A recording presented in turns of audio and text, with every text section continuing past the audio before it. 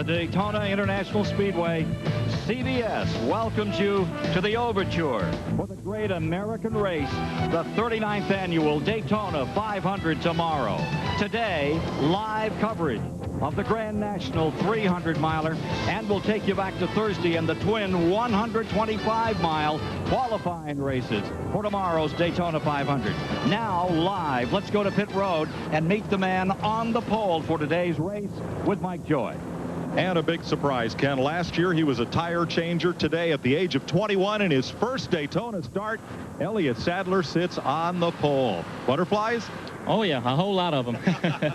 What's your game plan for today with that yellow rookie stripe on your back bumper and a lot of talented veterans out back? We just want to get experience. You know, that was our main goal coming down here. And even though we did get the pole and we have a fast enough car to win, we just want to follow in line, learn as much as I can back to draft, and that's what we're here for, just gain experience. And I'm still young, and the yellow stripe still means I'm a rookie. So try to stay up these veterans' way and just try to make it to the checkered flag. Well, have fun out there. Let's go deep in the field and meet the defending series champion. Here's the editor of Stock Car Racing Magazine, Dick Berggren. Randy LaJoie has won in this series 5 times, never at Daytona. What's it going to take for you to win this thing today, Randy? Well, hopefully the sun will come out here and it'll shine down in our Gargoyle 300, but I think we're going to need some help. I don't think anybody can go out there and pass cars by themselves. I got a teammate right behind me. I got a lot of friends out there, I hope. We'll see. We got a good, strong race car here in this Fina Monte Carlo. Does it take more than one car working with you to pass? If you got to have 2, 3, how many does it take? I think 3 or 4. Anyways, we'll see. Let's go to Ralph Shaheen. Dick, last year, Dale Jarrett finished second in the Busch race here at Daytona, but he came back the very next day and won the 500 for the first time. Dale, did you learn anything in winning the 500 that could help you get a victory here today? Well, we've got a pretty good car. I haven't been real happy with the handling of it this week, so we're going to have to work awful hard. We made a lot of changes this morning. Hopefully we went the right way with them. I think our drafting experience can help us in this race. There's a lot of good race cars and drivers up here. Dale, right now pit road is very slippery. How much of a problem will that be? Certainly you're going to have to be careful getting in here. These cars don't stop real good anyway, but the wet pavement's definitely going to be a factor. Hope the guys use their heads, because these guys that come over the wall don't have any protection there, so we're going to have to really be careful getting in and out of the pits. Ken, as you know, it's been raining most of the morning here, so pit road is going to be real treacherous for these drivers in the early stages. And a good day, everyone. Ken Squire with you. When we have had a sizable shower along about 10 o'clock this morning, it stopped an hour ago. They're going to get this race started just about on time. And it's been since, I think, 1980 that we've had live coverage of this 300 here on CBS. And this is one I love. This is one where it's win, crash, or blow. Blow them up, stuff them in the wall, or win, and for a couple of obvious reasons here. The most discriminating, discerning folks that can watch the race are along pit road, the decision makers for the rides in coming years. And to Ned Jarrett, 2-time Winston Cup champion, who's with us today, and we've got our buddy Darrell Walt. You know, he won this thing 5 times. 5 times he won it. Yeah, this is one of my, I love this race. I really would like to be out there and tell you the truth, but this is a better place to watch it from and to call it from, because this is exciting. This is probably more exciting than tomorrow's race for a lot of guys, because there's so much at stake for these young guys, but also they're being observed, as you said, and they know it, and they put on their best show they know how. Hard racing.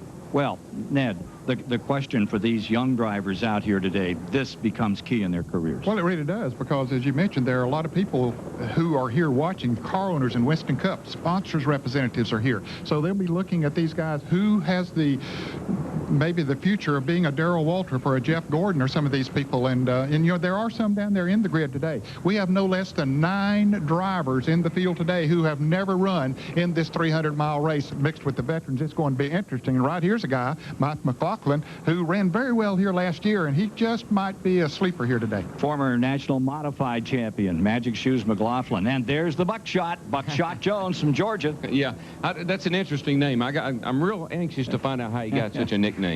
He's a runner. He won one last year.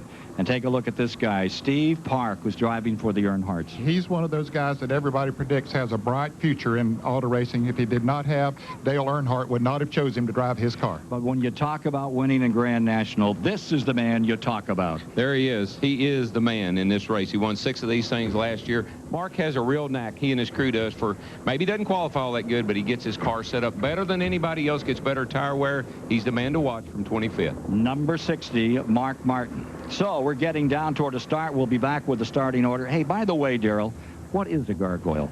I don't know, but I think I ran over one yesterday. Right. We'll be back with more from Daytona in a moment. CBS Sports presentation of the Gargoyles 300 is sponsored by Gargoyles Performance Eyewear. The more than 1,500 AutoZone stores across America. AutoZone, the best parts in auto parts.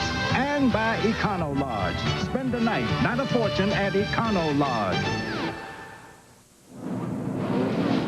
We're back with you at Daytona. The festival is on. Yeah, 39th annual Daytona 500 tomorrow. That's the infield, folks. That's where it's happening. You take some chicken and you kill it and you put it in the skillet and you fry it till it's golden brown. And you come to Daytona to take a look at some of the greatest racing you'll see. And you're going to see it here on CBS today and tomorrow. Take a look at the weather for today. Here's how it shapes up. Rain gone through. Think we're clear. Temperature low 60s. Easy, gentle wind, north-northeast, about 14 miles per hour. Just cloudy, no more rain today, they say. Don't forget later today, the twin 125s from Thursday. Were they exciting? Wait around and see. Let's meet the starting order for today's Gargoyle 300 here at Daytona. It's a rookie on the pole, Elliott Sadler, first start, and with him, Magic Shoes McLaughlin. In row 2, Joe Nemechek, the 1992 Grand National Champion, and Elton Sawyer. In row 3, Georgia's Buckshot Jones and Jeff Green. Row 4's Tracy Leslie and Rodney Combs. Row 5, the pride of the state of Maine, Joe Bessie and Dick Trickle. In row 6, finished a close second a year ago, Dale Jarrett and Tim Bender. In row 7, Dale Fishline and last year's Grand National Champion, Randy LaJoy. In row 8, it's Jimmy Spencer and Tim Fedewa. The 9th row is Mike Wallace and Michael Waltrip, twice a runner-up here. Row 10, Hermie Sadler and Steve Park. Row 11, Phil Parsons and Jeff Burton. Row 12, Doug Reed III. And look out for Todd Bodine. He's going to come running.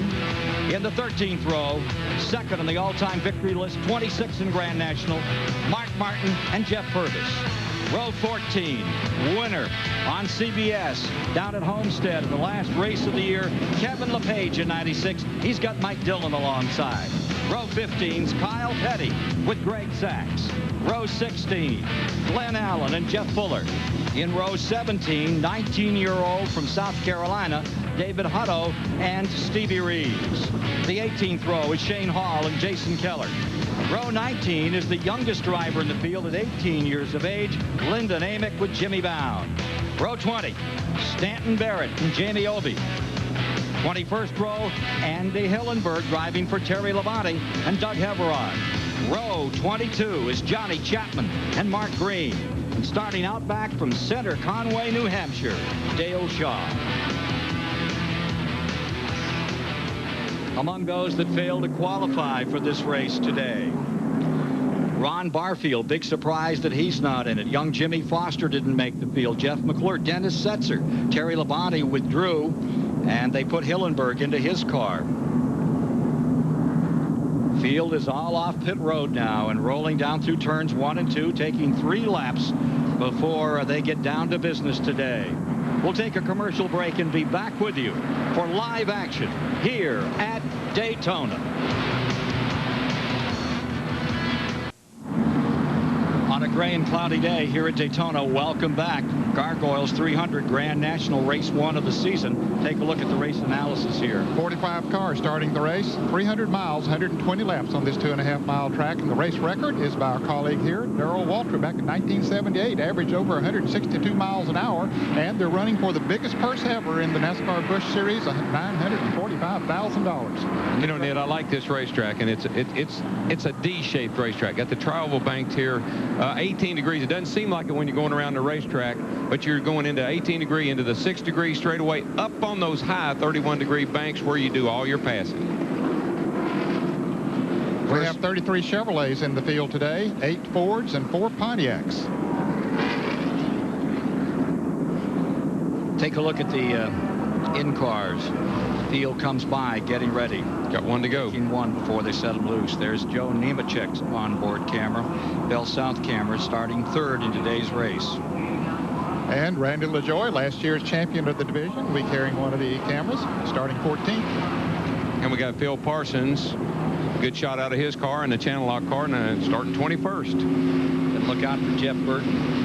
Jeff Burton and that number 9. He's back there in 22nd position, but he can haul the mail. He used to be a regular in this division. Now runs a limited schedule. That's the track gear car. Todd Bodines, number 36, will start 24th. He's another Rambler. Maybe a coincidence, I don't know, but all the good cameras are in the middle of kind of the back of the field. But Mark Martin's going to have, I tell you, we're going to have some fantastic shots out of the Winn-Dixie Ford. And Kevin LePage with that hype, number 88. Well back in the field, starting 27th. Remember, he won at Homestead here on CBS, down to that 1.5 mile Dade County track, Miami. Beautiful facility. He put him on it. Now, here is the number 5 with Andy Hillenberg now on board for Terry Labonte. They had trouble getting this car up to speed, Ken, in qualifying, and Terry Labonte chose to withdraw because he's not eligible for a provisional starting position as a result of being a Winston Cup driver. But he was high enough in the points last year. He ran enough races as a car owner that is, you know, he was in position for a provisional, and so he put a driver in there in case they didn't qualify fast enough that they could get in the field with a provisional. The driver wasn't eligible, but the car was. Exactly. And Hillenberg, they stuck him in the car because, you know, he won the ARCA race here last Sunday, so he does know how to get around the racetrack. Absolutely. Now, coming to green. Coming to green this time by 65 miles an hour was announced at the drivers' meeting for pit road today. We'll be able to hear from Ricky Pearson, the crew chief for Buckshot Jones, and from Kerry Cogswell, the crew chief for Mike McLaughlin, up there on the front row. And remember, this is a rookie bringing the field down, qualifying at 190 miles per hour. The car that won here a year ago, and we see Johnny Chapman's number 89. He's been on pit road, had a battery problem, coming back on the track. Here we come, down for the start.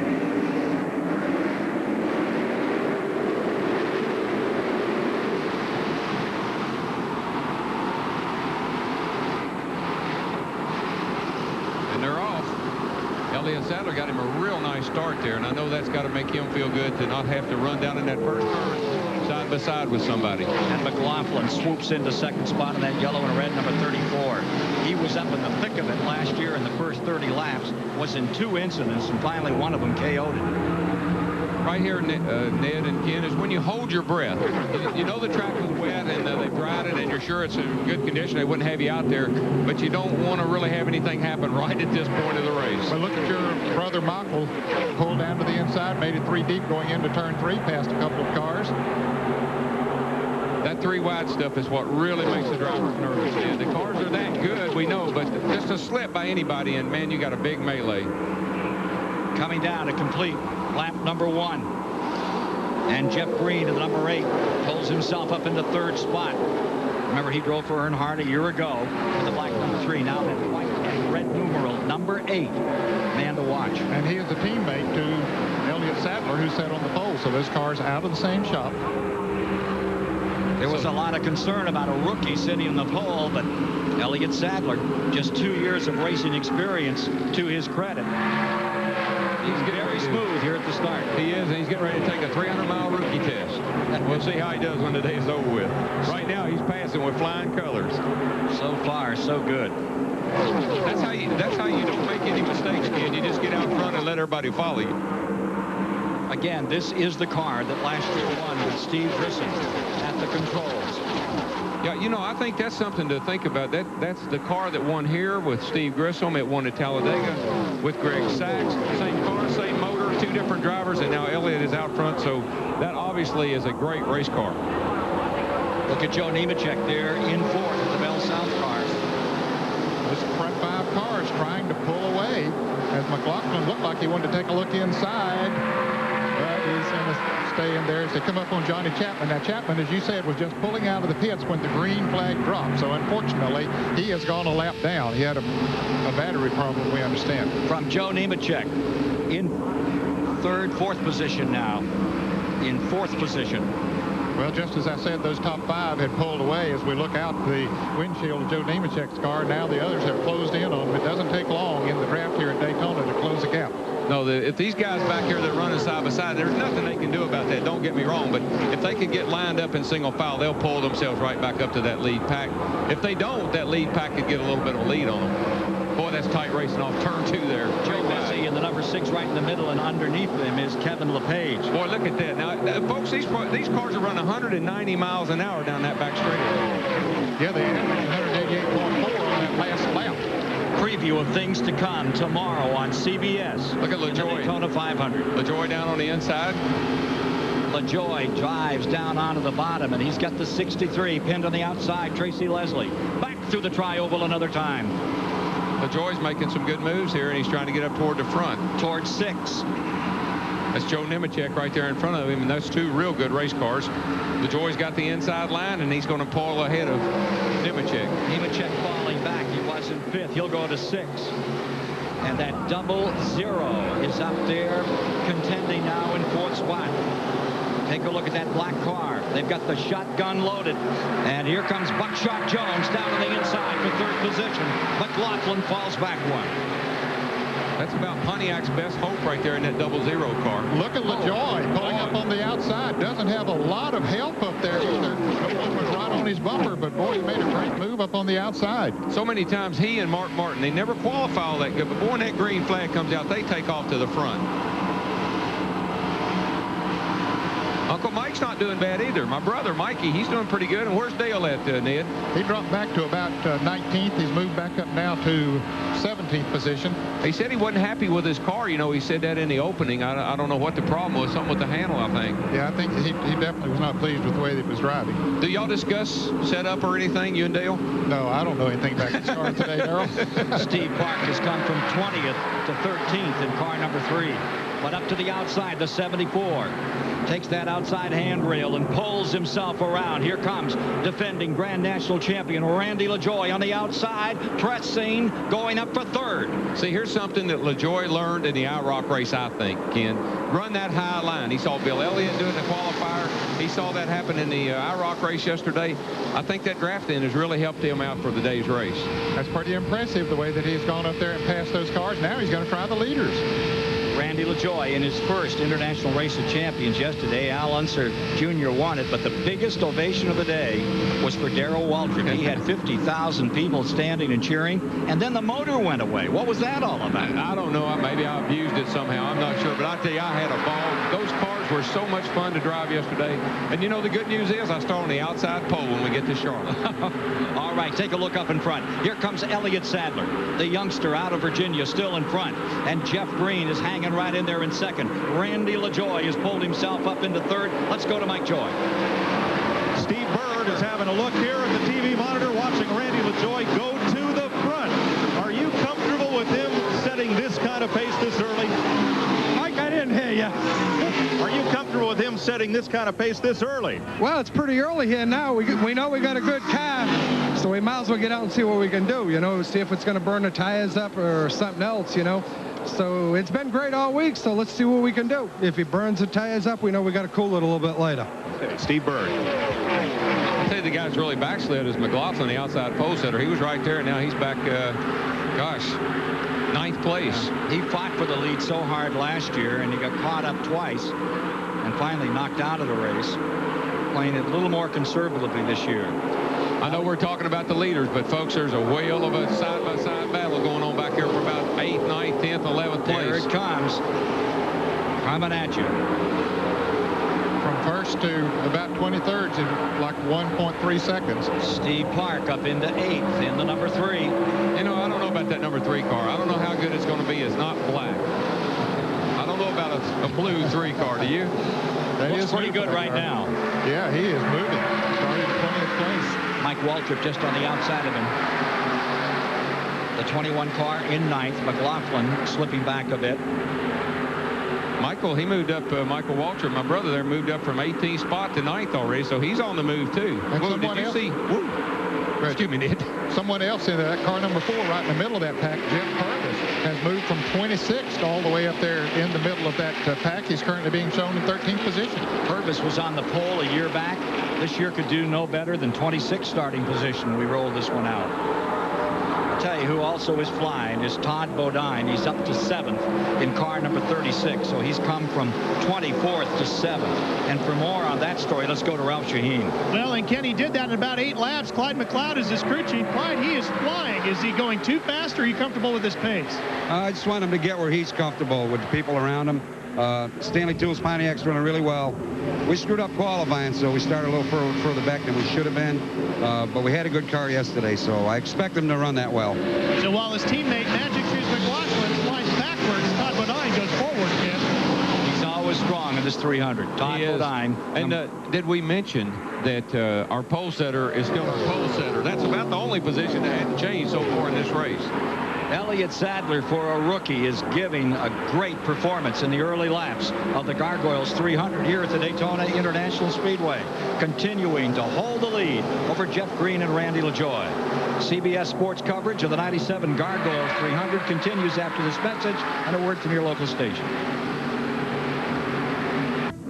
Back with you at Daytona in the 11th lap. Serious trouble here. Going into turn 3, Simpsonville, South Carolina, Shane Hall. That car taking a hard hit, but there were 5 other cars involved in the incident, including a leading contender to win it, Dale Jarrett. We've seen him moving around in his car. He's okay. There you see the 32 out in the track. He has gotten out of his car and has walked away. Stevie Reeves was involved in car number 96, but he drove away, so his car might not have been damaged too much. A 190-mile-per-hour pinball game at the end of the 3,000-foot back straightaway, and you see them picking up Dale Jarrett's car. Let's take a look at what happened out here. A lot of cars running close together coming off of turn 2. You can see how bunched up they were, and one car got out against the wall. That's Joe Bessie. Joe Bessie's car number 6, and he shoots back down across the racetrack, and everybody's scrambling. You see Jarrett all the way down on the grass, and here comes the Stevie Reeves car number 96 sliding across there, and Jarrett lost control of his car down in the grass and slid back up across the racetrack and right into Shane Hall, I believe. And he ran into the car number 97 of Doug Reed.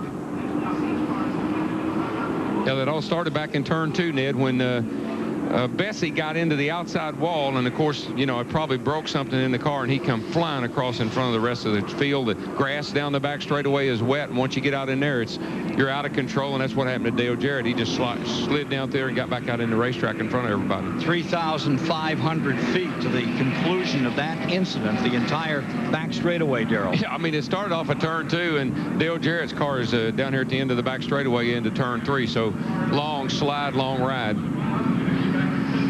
That's the Reed car there, and it's torn up big time. Real speed.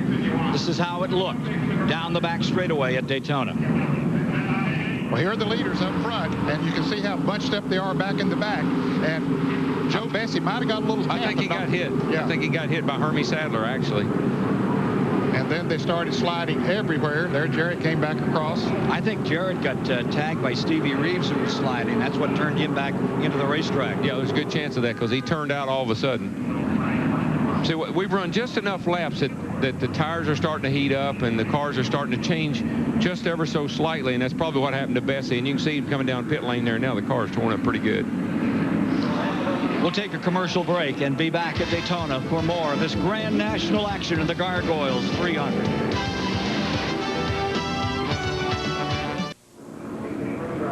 One lap to racing, and welcome back to the Daytona International Speedway, where as they complete lap 15, 37.5 miles with 262.5 to go, we're coming out of our first caution period in the race that collected 6 cars out here, and after 14 of 120 laps, here's how the field is running in this event. You see Bodine up there to 7th, and Michael Waltrip into 8th. McLaughlin falling back from outside of the front row. Let's go down to Dick Berggren for a moment.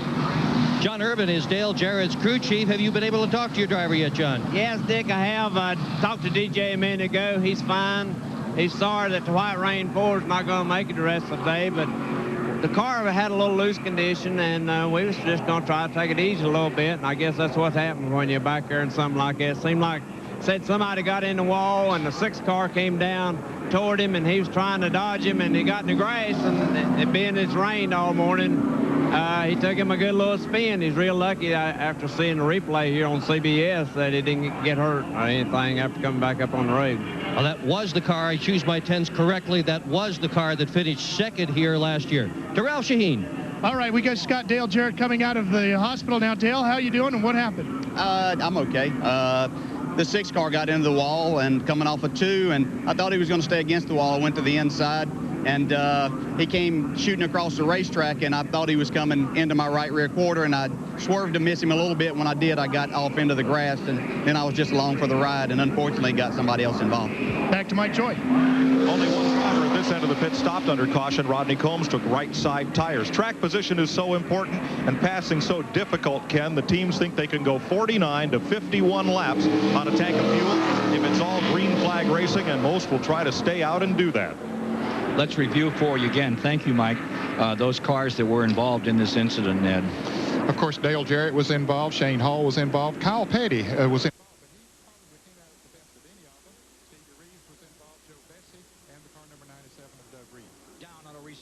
Sadler in the lead, Jeff Green in second, Randy LaJoy third, Nemechek fourth, Tracy Leslie fifth, Elton Sawyer, Todd Bodine, Michael Waltrip eighth, McLaughlin ninth. And you got Buckshot Jones in 10th with Dick Trickle up to 11th, Jeff Purvis in 12th. Here's Burton coming across 13th as we go back under green. Purvis has made a huge move, Ned. I mean, he's all the way up in to 12th place. And, of course, the impressive thing to me is look at those 2 white cars down front. Those are teammates right there, and they are not cutting anybody any slack. You mentioned Purvis. He admitted they fouled up in qualifying and had to requalify on the second day. They were fast on the second day, but they started him back in 26th position. But yes, he is very fast. Felt he could go to the front. Elliott Sadler leading with his teammate in second spot, and Elliott Sadler had said before the race, I'm just looking for my partner Jeff Green. The 2-car teams in the Busch Grand National this year are going to help each other as much as they can. I think you're going to see a lot of teamwork in 1997, and that's exactly what we're seeing right now up in front. Shane Hall out of the care center in the infield. Let's join Ralph Shaheen. Shane, how did you get wrapped up in this one? You know, we were just sitting back here kind of riding with this Lutz Country Style food car, hoping to get all the laps today, and some stuff happened up in front of us. Some cars got together, and I tried to stay to the outside wall, hoping everything would go to the inside, and I think they'll come back across the racetrack, and it collected us. Pit road is real slippery. How's the racetrack? Is it okay with the rain? Racetrack's okay. I mean, it's like I said, we were just kind of riding around trying to bide our time, and the racetrack you can run on top, bottom, anywhere you want to run. Ken? Watching the 3 front cars come by, Sadler, Green, and Randy LaJoy. Then it's a break of 8 car lengths back to Joe Nemechek, leading this group down to the line. I'm curious to see if 3 cars hooked up like those front 3 are could break away from the rest of the cars. And the other races we've seen here in the past few days, nobody's been able to get away very long or very far. So I'm curious to see if that could happen today. Now, certainly those that are running side by side back there, you would expect those running in single file maybe to pull away from them a little bit, but actually they're hanging on pretty good even though they're running too deep. Yeah, that's kind of what we've seen all week down there. And nobody can get away. You can get a little lead like those guys had there, but sooner or later you're going to get chased back down. That's the parity in all the cars down here this time. McLaughlin just clearing park in number 3 further back, and you can see that second trio closing in on the front 3. They've shut that interval down. Sadler, Green, LaJoy coming by, and Tracy Leslie brings the number 63 online. You know, fans at home might be saying, you know, they just had a big crash, took out a few cars here. You think the guys have settled down and say, I don't want that to happen again. But a lot of guys get the feeling after they've had a big wreck like that, well, that's out of the way. Now we can go race. So we're still side by side back in here doing some hard 3 abreast racing. Is that a good way to think? No, it's not a very good way to think. It usually doesn't pay off in the long run. Look at McLaughlin really working that number 34 against the number 36, Todd Bodine. Those are team cars. And those cars just move in and out. You never know. See, a guy will be on the outside line and say, well, I'm going to get on the inside. It's moving. He'll get on the inside. It's like going down the interstate, Ken. All of a sudden, the lane you're in quits moving, and you jump over into the other one, and all of a sudden, that stops. You got to jump back in the other lane.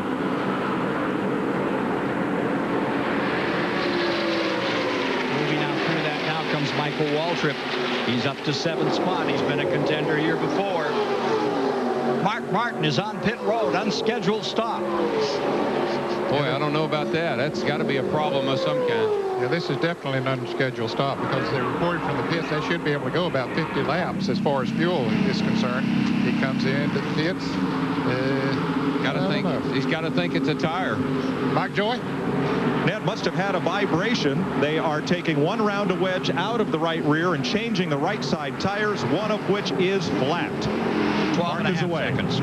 12.5 seconds, and he's back underway as you ride back onto the speedway with Mark Martin. He's going to get out in front of the cars, Ken. He didn't lose a lap, but he will not get his speed up until they come by with full speed. Mark Martin will go a lap down when they get over in the backstretch. Yeah, but you know what? This could pay off. It's a little early. Everybody's going to have to stop sooner or later. That gives Mark a 20-lap cushion here that puts him out of sync with everybody else before the day's over. Even though it's bad luck now, it could really pay big for him later on. Front three continue to run their own race. Elliott Sadler, teammate Jeff Green, and Randy LaJoy, the defending Grand National Champion. For more on Elliott Sadler, here's Dick Berggren. Well, as a reminder, this kid in the lead has never made a race at Daytona. I'm with his crew chief, Sandy Jones. How can a rookie be running this well? What's going on here?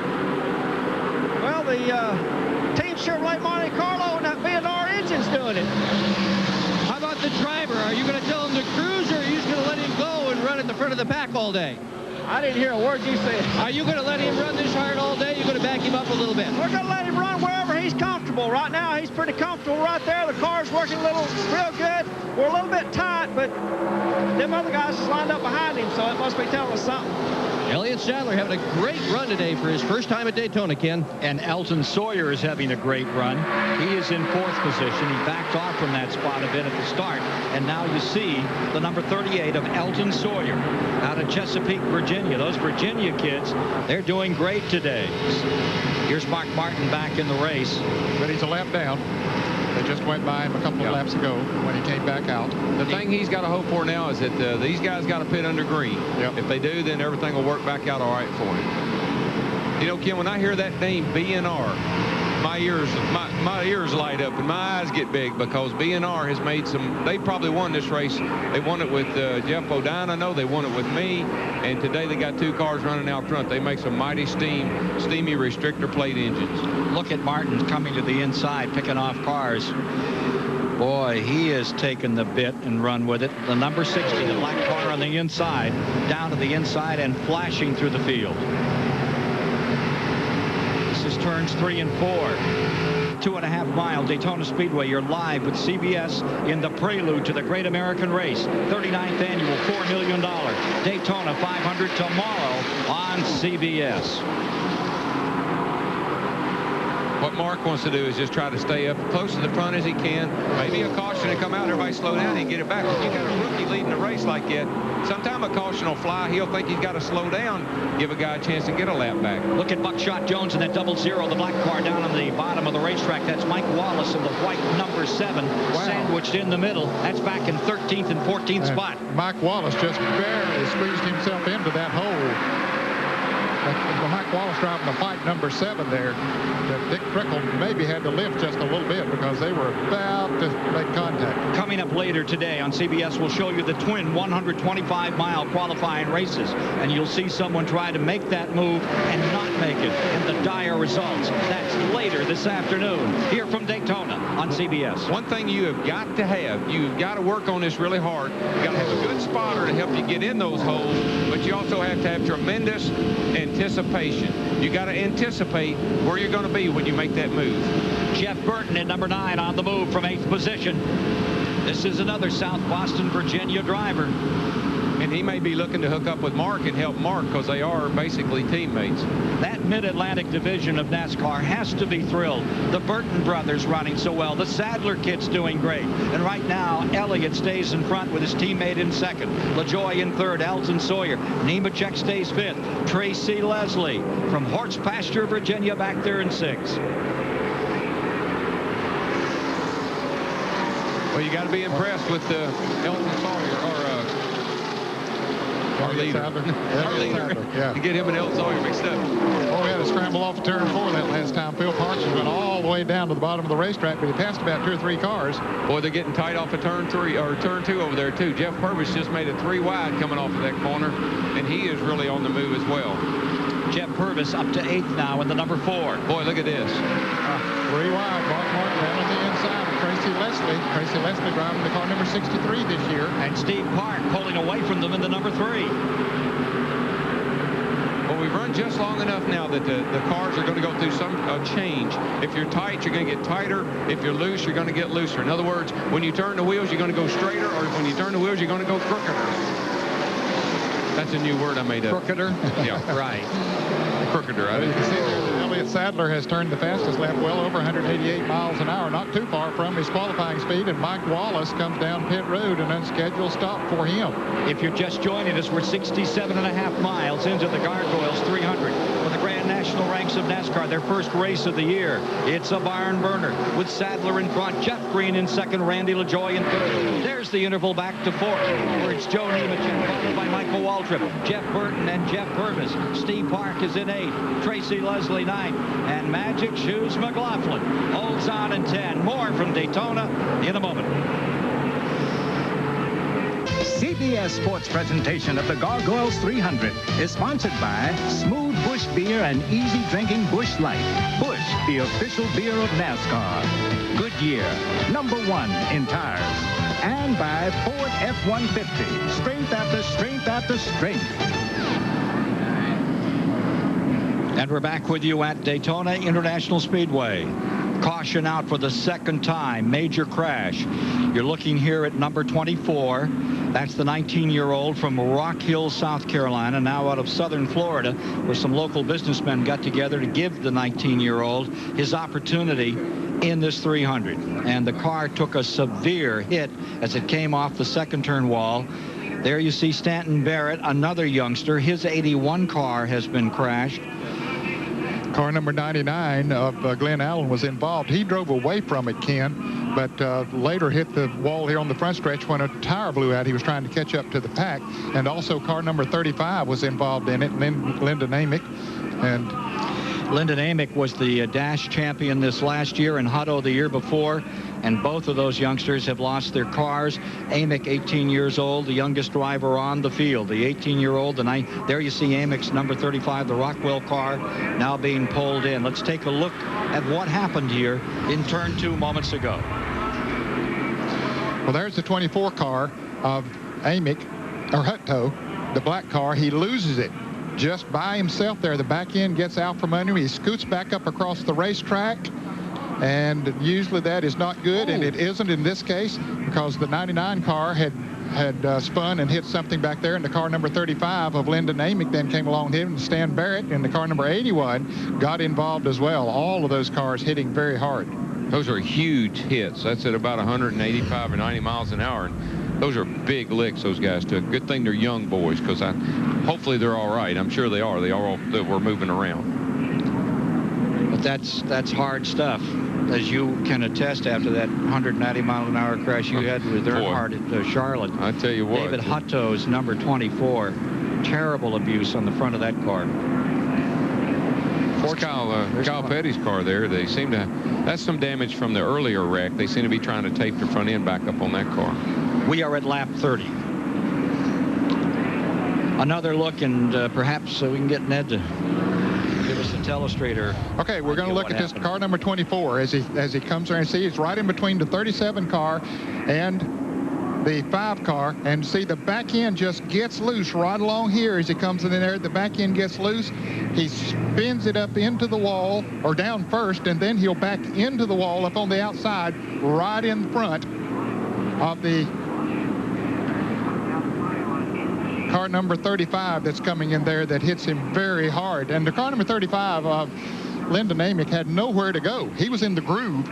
And, of course, the car number 99 got involved there as well. Now, those two drivers both came out of the Dash Series. Hutto won the Dash title in 95, Amick in 96. They're both youngsters on their way up.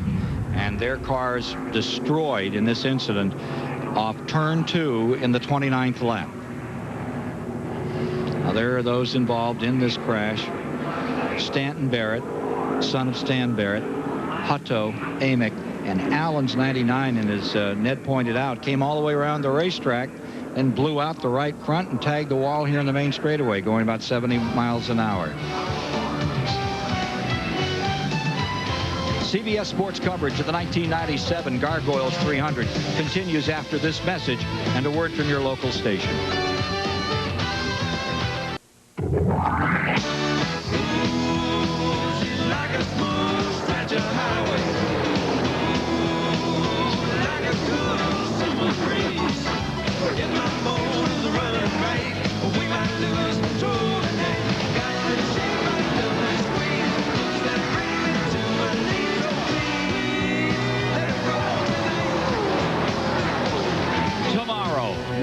Eastern, live flag to flag coverage of the great American race, the Daytona 500. Will Dale Earnhardt finally win the Super Bowl of NASCAR? Tune in tomorrow to find out. The Daytona 500 here on CBS. Let's go to Dick Berggren on pit road. Interesting stuff on pit road, Ken Squire. Right now, your leader is Jimmy Spencer. How come? He only took 2 tires. I asked his crew chief, Bill Kerwood, how come? He said, we only needed 2. On the other hand, Elliott Sadler and everybody else around me that was running fast took 4 tires. So we'll see if Spencer can keep up with only 2 fresh tires. Mike Joy. Nick, same story at this end of pit road. Most everyone got 4 sticker tires. They're allowed 3 sets. Randy LaJoie, Steve Park, I got 4 tires. So did Elliott Sadler. Danny Myers will gas Dale Earnhardt tomorrow, and Busman's Holiday. He's helping Jeff Purvis here today. Track position is so important, and it takes longer to fuel the car than it does to change 2 tires. What's the most important part of your job to get this guy back out up front? Well, you know, it is important here, track position, and also we've been all winter with nothing to do, so for us to have the opportunity to come out here and get a little practice before tomorrow's race is a big opportunity for us. And you know, these guys they've been coming right up the pack, so for us coming here and do a good job for them, it's not only helping these guys, it's helping me also for getting a little practice for the Mars race. Ken, it's not just the Winston Cup drivers that moonlight here on Saturday. No, indeed. Everybody gets into this one. So the birthday boy, Jimmy Spencer, 40 years old today, out here leading the race. My gosh, he's getting old, Darrell. Boy, he is 40 years old, and you know what? They should have given him a little bit better present. They should have given him 4 tires instead of 2. Because that might be a good strategy momentarily, but if this thing goes back green, stays that way long, he'll regret that. You were looking at Phil Parsons' view of this race. Phil is having a good day. He's in 13th position. What do you mean, what? But at least he's leading the race. Yeah, that's right. Spencer, that's Phil Parsons. We're looking at his windshield again. Phil currently being shown in the 13th position, so he's having a good run here today. Spencer first, Elliott Sadler second, Jeff Green in third as we get ready to get the green out another time. We're at lap 33. Boy, Mark Martin, he's hurting now. He's back in 35th position, 1 lap down. It's going to make for a long day for Mark. Yeah, he had real luck to get that back. Yeah, as you said earlier, he needed for all the leaders to make green flag pit stops, which would have put him back in sequence with them as far as that part is concerned. As the pace car pulls off, we're about ready to go racing again with 34 cars on the lead lap. And the 34th lap about to be entered. Jimmy Spencer. Boy, has he changed his style. Remember back in '89 at Hickory when he and Dale Jarrett had that great tussle and started a near riot in the stands after a Grand National race? He's really smoothed it out this year. Yeah, he's been doing a real good job in the Cup car in practice, and I tell you, he's got his hands full right now, though, with those 2 teammates ganging up on him. And look at Martin trying to get that lap back in the back straightaway. 4 wide back here, Ken. 4 wide down the back straightaway. 4 wide up in front. Wow. Oh, my heart. Randy LaJoie backed off. He's in the blue number 74 car. He decided, I don't want to go in this turn 3 wide. It's too early in the race to be taking any foolish chances. And folks, you know, might be some, what's the big deal about 4 wide? Folks, the track ain't that wide. That's the problem. And if you're in the middle of that, you're just along for the ride. Randy LaJoie stuffs the number 74 back up into 4th spot. Burton riding with him. Get himself, and Kevin LePage begins to knock on the door. This is about the same time as when he began to make his moves at Homestead, Dade County, when he won one of the best races we saw all last year on CBS, down there in the final Grand National race of the year. Did you see how that hood was flopping around that sheet metal? That is not ideal. That would slow the car down just a little bit. Here comes LaJoie up on the outside, number 74. Now, Elliott Sadler's getting some different experience here now. He was running out front up until that caution flag. Now he's in second place, so he's getting to feel the draft from the other side of it. And Darrell, it's a little bit different there than it is out front. It changes the car dramatically. Where it was very comfortable with somebody right up behind you, now the air is going over the car differently. It's a whole different race car. LaJoie for second place. That LaJoie has got himself a move up on that outside. Now, we saw him do that earlier on, and right now he's making it work. One of the worst wrecks we've ever seen here at Daytona. Randy LaJoie in a 125-mile qualifier back in the early 80s, now going for the lead on this track that nearly took his life. That, my friends, is pretty impressive. I don't know what they did on the pit stop, but I'd like to find out. Randy LaJoie out of Norwalk, Connecticut, now leads in the Gargoyles 300. Preview of things to come tomorrow. How about Todd Bodine beginning to move through, and that's Stanley, number 36. Not getting there at the moment. The 8 car, Mike Wallace right back there holding on. Or rather, Jeff Green. Todd Bodine has his teammate, Mike McLaughlin, right on his back bumper, so they did quite a bit of drafting together yesterday in practice. That's the 35 and the 34 car up on the outside. Here goes Kevin LePage down on the bottom, 4 wide. Ooh, this could get interesting. This is for the lead. LePage, the hype car, looking on the bottom of the racetrack at over 185 miles an hour. Bouncing along down into the main straightaway. Steve Park pulling up alongside. Randy LaJoie in the lead. Boy, look at that, Ken. That's a thing of beauty. The thing about those cars coming down through there that close together at the speed, and they're racing. They're not trying to fly a formation. They're racing. Phil Parsons and another car, those are running 3 wide right there, got together. That was the 63 car. Tracy Leslie was on the inside, and he and Phil Parsons bumped twice going into turn 1. They did, and boy, that's the kind of thing that just causes huge wrecks. Interval 1st to 12th, 9/10 of a second. Make that 1st to 14th now. 9/10 of a second. Right up around 190 mile an hour average. They continue to put it on each other. Brother Michael was moving around a good bit there, trying to find himself a hole. Nowhere to go. LaJoie, Todd Bodine, Mike McLaughlin, Jeff Green, the front 4, and Joe Nemechek just behind them, about 3 car lengths. Boy, Steve Park has got his handful of his car. He was all over the place. Let's go to Ralph Shaheen quickly. Stan, what happened out there? Well, we were running real well with the power of our car, Chevrolet. We were just trying to hook up with Andy Hillenberg and a couple of fast cars in the rear, and it looked like the 24 car got a little sideways and just lost it on his own, and we were all trying to get away around that, and I went to the inside after I knew he started to come up the track, and I think I got hit from behind, and then from there on it was out of my control. So I think the 24 car just lost it in a unfortunate situation for us and our sponsors and all the other guys that have been running out there. We're just trying to bide our time and show up for the end. Let's go to Mike Joy.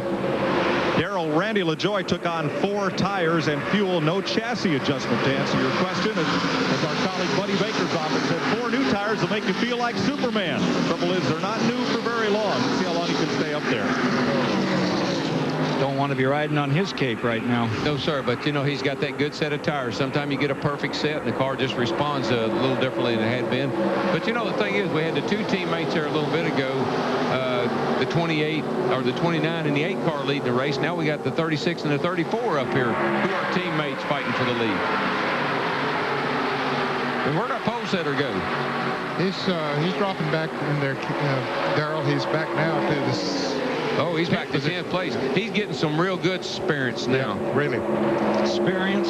Experience. Where did you learn that word? Experience. Where'd I learn it? Yeah. That's how you say it, isn't it? Experience. Experience. He's experienced a lot of it along the years, too. Thank you, Ned. The good and the bad. Ned knows about experience. He's had some of them. Yes, sir. Well, take a look at Randy LaJoie. He went into Charlotte, North Carolina last year big deficit in points. David Green had a terrible day, knocked unconscious. And at the end of that afternoon, Randy LaJoie was on his way into the national title. But he's had his hard licks over the years as well. Any of these runners, you get it this far, you're just one step away from Winston Cup. You paid your dues. Fastest lap thus far by a leader. Elliott Sadler's put it on. That was back early in the race on lap 8. Now Randy LaJoie is just a little bit off that pace, but the racetrack is getting a little bit slicker now, and normally they slow down a little bit as time goes by. If Sadler can run back in there in 8th, 9th, 10th place and really learn some things, it'll be better for him down the road. It'll be beneficial to him for his future career, because riding out front doesn't prove anything. It just proves you got a fast car. Getting back in there and racing, that's when you learn stuff, and that's when it makes you a better driver. And he's back there in the thick of cars now. I'm always amazed at the reaction of these Grand National drivers, because when you Winston Cup drivers move into this race, they sort of give away 3 or 4 spots and big money. But they really feel there is so much to learn from running with veterans in this event on Saturday before the Daytona 500. Not only on the racetrack, trouble. Kevin LePage around, spinning, coming to the inside. There's a car going down through the grass. Look like Martin. That's Bound. Bound to the 51. Jim Bound spinning. LePage able to gather it up, and he continues on. There you see Jimmy Bound's car down there. There are 5 cars down on the grass at least. Yeah. And here's the one that took the lick. It's Tim Bender. You know, the 18-degree banking that we talked about through the tri-oval here is not a lot of banking, and you can have more trouble right here, and it's a fast part of the racetrack, and you can have a lot of trouble through here. It's where Richard Petty won so many 500s right in there. It's it. Ride the outside in that 18-degree banking, where that car just seems to lift up. There's not that much downforce there in front of those grandstands. You got a winner, but you have the most delicate situation with a 3,400-pound car that you can possibly face. If you touch through the tri-oval, that's usually disastrous. Tim Benders, number 17, former world snowmobile champion. Great racer. Only ran 2 events last year, looking for sponsorship most of the year. Going to hear a lot about this guy in time to come. Guys, our pole sitter, Elliott Sadler, was involved in that wreck. He has some damage on his car there. You see the Tim Bender car, number 17, but the car number 29 has some damage on it. Yeah, Sadler has some right front damage. I don't know how bad it is, but he has some damage. That's Joe Bessie. Snapped up again. Here's Kevin LePage in. He got tapped. He spun, but he had the right sink, didn't get collected. Right side of the car looked all right. I don't know about the left. Looks like maybe just tires down. Mike Joy. Ken, the left side tires are shredded on Kevin LePage's car from that spin. Knocked down. The inner liners held up. The outer tires, though, shredded. Looked like somebody tipped him in the left rear corner. There's sheet metal damage there. C.C. Miller's crew has got the tires changed on the right side. Gas is full, and it looks like they'll get it back out without losing a lap and without this car being hurt too badly. Just in front of him, rolling in slowly to a stop here, is Jeff Burton's car, and he's overshot his pit. They're going to have to push it back. We're in the 10th lap of caution thus far in the race, under the 3rd caution period, and Jeff Burton's number 9 is being pushed back. And again, the pole sitter, Elliott Sadler, got collected in that incident going through the tri-oval and down on that 1,600 or 1,900-foot straightaway into turn number 1. Did you see what happened, Ned? You can see what caused? I could not tell what. I didn't either. It was right under us here, and I couldn't see. Well, maybe we can find out right now. Let's take a look at some replays. They're coming through here. There's the 88 car of Kevin LePage. Jimmy Spencer. Jimmy Spencer touches him there. Yeah. Spins him around. And Sadler got, oh yeah, he got lots of damage. That's the white car up on the outside wall, and then others trying to dodge back there either got tapped or whatever. From inside LePage's car, watch the ride that Shelburne, Vermont's Kevin LePage is about to take. There she goes. She's coming around. He got tapped just a little bit on the left rear quarter panel. Yeah, look at the hood. The air under the car and all captured under the car is blowing the top of the hood wide open there. Turns around, settles back down. Roof flaps up. From inside Jeff Burton's car. All he sees here is smoke. Yep. And that's not a good sign. He wants to get it slowed down. He tried to go on the outside. He hit the 7 car there of Mike Wallace. And So that's where the damage was done on both of those cars. And Mark Martin can give you this story. Boy, Mark's right on top of this. There you saw Jeff Burton and Mike Wallace get together right in front of Mark Martin, and then he can't see anything for a moment. Then it clears out and say, wait a minute, I got through this thing. Yeah. Mark's very fortunate he didn't get hit from behind because there's a lot of cars behind him. But you notice how he held a very straight and steady line right through the middle of the racetrack, and that got him through that. One more time. There it is as it came through this tri-oval. Just a little bit of a nudge on the left rear quarter panel. Spencer collecting LePage. Sending LePage around. Here's Mike. Jeff Burton, we saw your view of it, but tell us about it. What happened? I don't know what started it. All I saw was the smoke, and I was already committed to go high. I couldn't go low. There's people under me, so I just drove into it. I got up in the wall. Somebody got under me, got me in the wall. But anytime something like that happens, it's just a kind of a chain reaction deal. What I'm disappointed about is we had a good race car, and I got real aggressive on the back straightaway on a restart and got us to third. But this car likes to follow somebody. It doesn't like to lead. So I got it in a spot leading the pack when I should have been behind the pack, running about 7th or 8th and giving myself a chance to win. As soon as I did that, they all blew by me. So I put us in the position of getting that wreck, and that's what I'm disappointed about. Better luck tomorrow. Tim Bender's also in here with heavy right front damage, Ken. 46 laps, 115 miles have been completed, and the pole car is being pushed behind the wall. Elliott Sadler.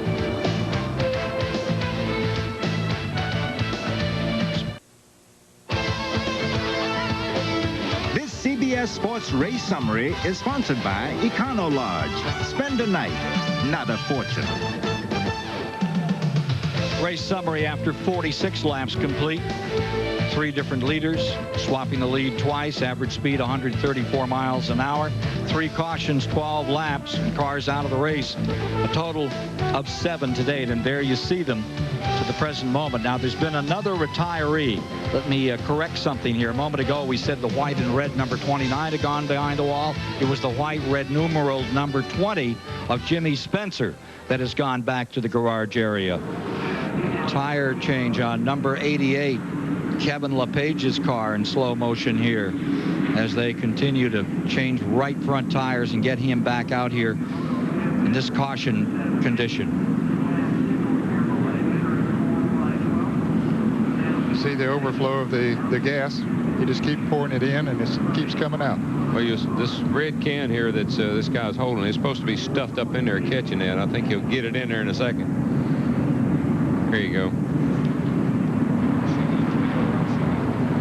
So it's a thing of beauty. At least it is to me, to see those guys work like they do, to run around the car and do the things they got to do and do it in 20 seconds. It's a thing of beauty. Now, the number 20 Spencer car is back in the garage area. We think there's a story there. We'll get with it and give it to you as soon as we get some more facts about what has happened with Jimmy Spencer's number 20 out of the race. Yeah, we didn't see anything wrong with the car. All of a sudden, they're pushing it behind the wall, so that's interesting. Stay tuned.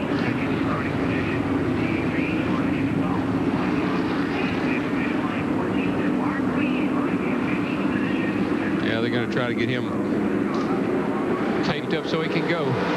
Down for a start. LaJoy, Bodine, McLaughlin, the front 3.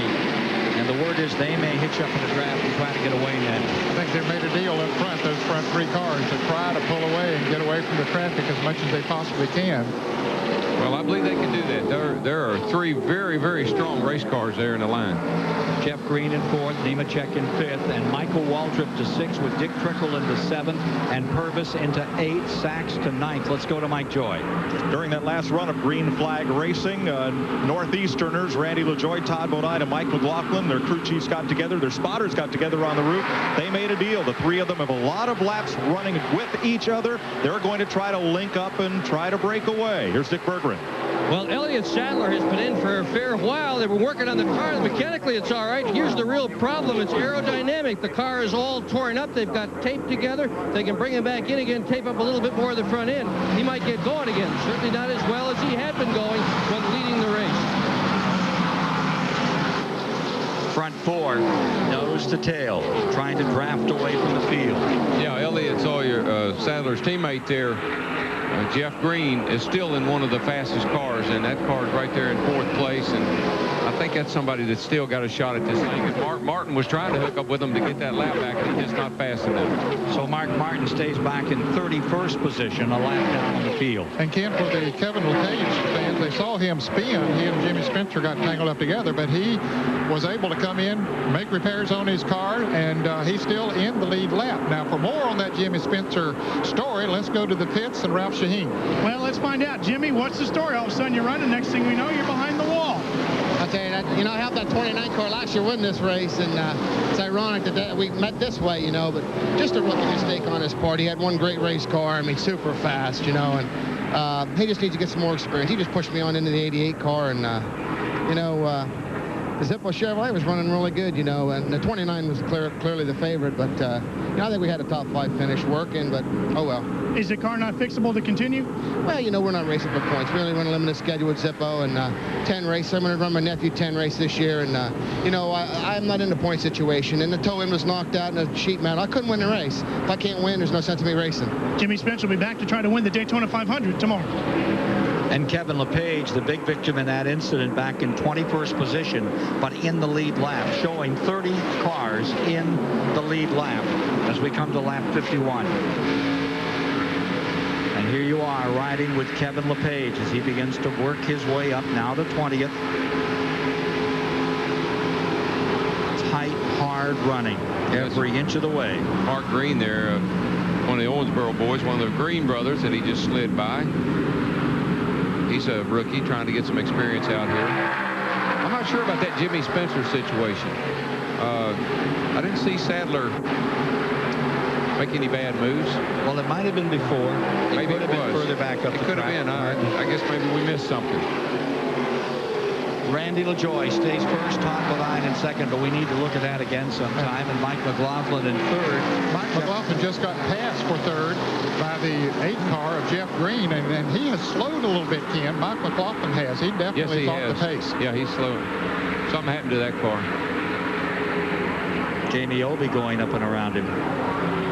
Yeah, he's off the pace. Yep, big time. I would say he's lost a cylinder.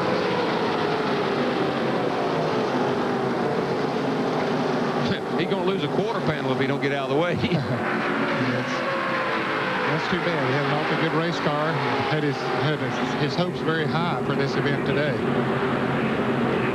Second year in a row that there's been an X on McLaughlin here. He's staying out on the racetrack, so that's an indication that maybe he has lost a cylinder because he doesn't have straightaway speed that he had before, so he's just going to try to ride it out. He is one of those drivers that's running for points, and so he'll just stay out there and run as many laps as he can. And you never know, he may have had ignition failure and he had to switch to another system, so I'm sure right now he's trying to communicate with the crew and tell them what's going on, and they're going to try to get out and get the car fixed on the track if they can. But look at Todd Bodine up to second spot. As you see the halt and the lame all over the racetrack, a lot of cars damaged in front of him. We're going to pick up one here in a moment. Dick Berggren has a report for us. Early this morning, Ken, Mike McLaughlin told me, he said, I got to be there at the end. He said, I found out that you have just got to run this race all day long. He started 4th, 3rd, 2nd, and he just doesn't seem to be around at the end right now. He has lost a cylinder in the engine. It is not going to be Mike McLaughlin's day again at Daytona. That would be the 6th time. He's been here 6 times and never done better than 29th. It's a tough one for McLaughlin. Now take a look at this battle. There's Jeff Purvis right in there in that number 4 up on the high side. Continues to work his way up through. You see that number 45 down on the bottom. Greg Sachs. Car's looking stronger by the moment. He's up in 7th. Purvis is in 10th, but he's picked off a couple. Up to 8th goes the number 4 Purvis. He was in 10th last time by. And there's that car, Stevie Reeves, the car number 96 up there, and he was involved in that first big crash that we had over there, but didn't do a lot of damage to his car, so he's back out there running good. There's LePage. No, that's not LePage. That's the 45 car, Sachs. He's running pretty well too. And there's Mark. Poor old Mark. He just can't get up there to get that lap back. I think he's on this struggle. That's a shot from Mark's camera there, and He's seen a lot of action today. He saw that wreck down there, took all those cars out, but he just doesn't seem to have the speed he needs to get up front. He sure had his problems here on the big super speedway with that Winn-Dixie car. Jason Keller in the pits. Here's Mike Joy. Well, Jason Keller has shredded a left front tire. They're lifting the hood to see if any further damage was done when that tire went. So they'll replace the tire, look for any cut lines. He does have a bit of oil on the windshield. Jeff Fuller was also in the Sunoco Chevy. He had problems with his left front as well 1 lap ago. Boy, I'll tell you one thing. Those guys that are running 7th, 8th, 9th, 10th back in there, they are racing each other. That's Jeff Purvis in the number 4 up on the outside. Greg Sachs on the bottom. Purvis, winner at Richmond, winner at Michigan a year ago, trying to make his move. There's Tim Fiedel in that car number 33. He's a teammate to Randy LaJoie this year. The number 33 car. Running up there in 10th position at the moment. Had that great win at Nazareth 2 years ago.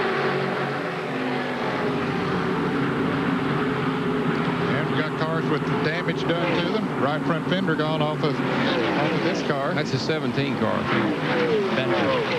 Apparently Tim Bender planning to run a lot of races this year, so he wants to stay up in the points as much as he can. There's an enthusiast, number 1 race fan right there. Yeah. I don't know if he's cheering for LaJoie or that guy in second, Todd Bodine. But Bodine, once again, is putting the moves on. Started in 24th. Here he is up in second, challenging Randy LaJoie, who has said it's a long race. If we can finish in one piece, we're going to be fine. When Mike McLaughlin had his problems, that let these 2 cars break away from the others back there. They're slowly reeling them back. Yeah, they are. They're coming back in. And one thing Jeff Green, Michael, they're coming back. Yeah, Jeff Green was running in 3rd place, but he was not gaining on them. So he moved over a few laps ago and let Joe Nemechek pass him. Maybe he could pull him faster, and sure enough, he has. He brought that whole line of cars right up there to him. Yeah. 6 cars in the lead draft. Working lap 59. Riding with Nemechek, the Bell South Mobility car. Got to give a call to Michael, too. He's done a good job. He's up in 5th place. He's dodged all those wrecks, and there he goes into 4th place. Well, now, Darrell, I talked about they let Nemechek get up there to pull him up there, and then by golly, they got him up there and they passed him. That's not nice, is it?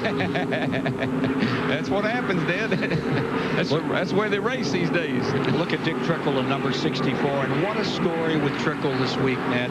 A tough story, a hard story. Well, his nephew was shot while riding down the interstate or the highway out in Las Vegas, and has been in very critical condition since then. And certainly our prayers go out to him. And a tremendous young, talented driver, 20-odd years old, and we've seen him on some of the races they have out there on the West Coast. Southwest champion, great kid. And a great kid, and just a random thing, I guess. Drive-by shooting off a bridge. Yep. And Chris Trickle. Yeah.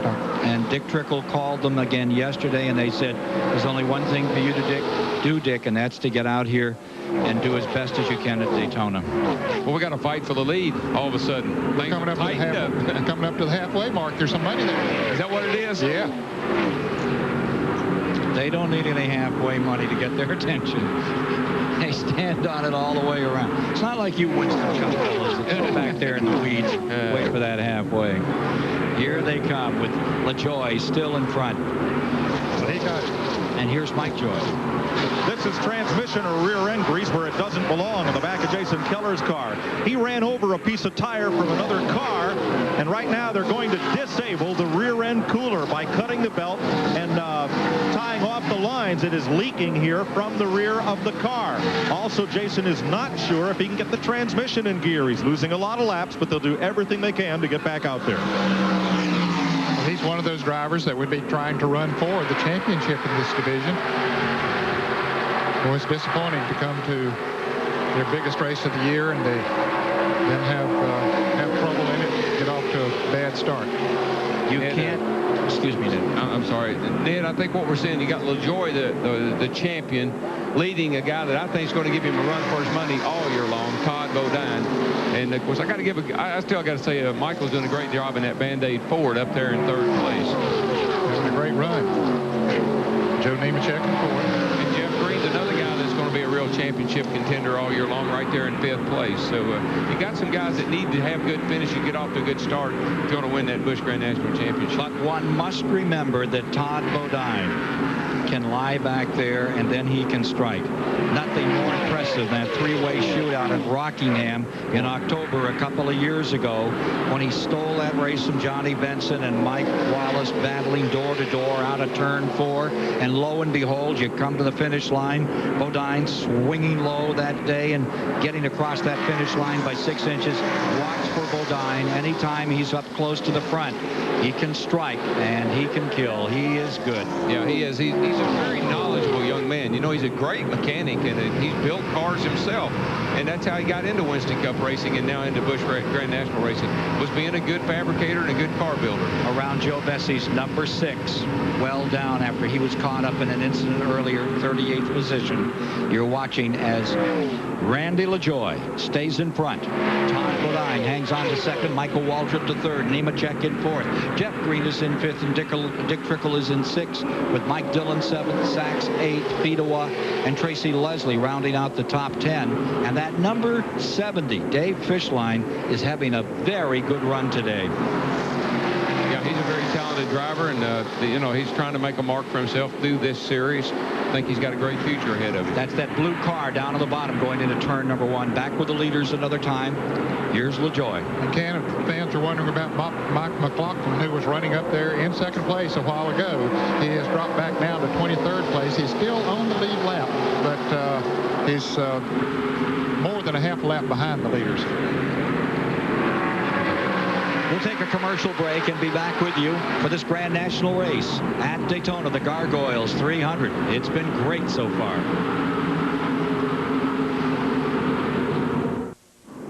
And hello from Daytona Beach, Florida. Welcome aboard. The overture to the Daytona 500 tomorrow here on CBS. We've just had another incident, lap 64. It was a battle back in 10th position. Davenport, Iowa's Dale Fishline in the number 70 and Tim Fedewa in number 33 in this jam session that has brought out the 4th caution period of the day. Let's take a look at what happened. Well, let's see. We just talked about Fishline and what a great job he's doing. Well, he just got her a little loose off turn 2 there. Comes right back up and hits Tim Fedewa, car number 33. Mark Martin tries to dodge him in the car 60, and he cut it a little bit too sharp. Yeah. And then lost control up onto the outside wall and then bounces back down into the grass. And for the 6th year, trouble for Mark Martin follows him into this 300. Yeah. Here he comes. This is out of Mark's car, and he's coming off of turn 2 here, and all of a sudden he sees trouble. He says, which way should I go? Oh, he's going to come back across. Let me go inside. No, I can't get between them. Oh, here comes the ouch. He just had to cut it so sharp that it broke loose. Yeah, he was going so fast, he got the car swinging, and he couldn't hold on to it.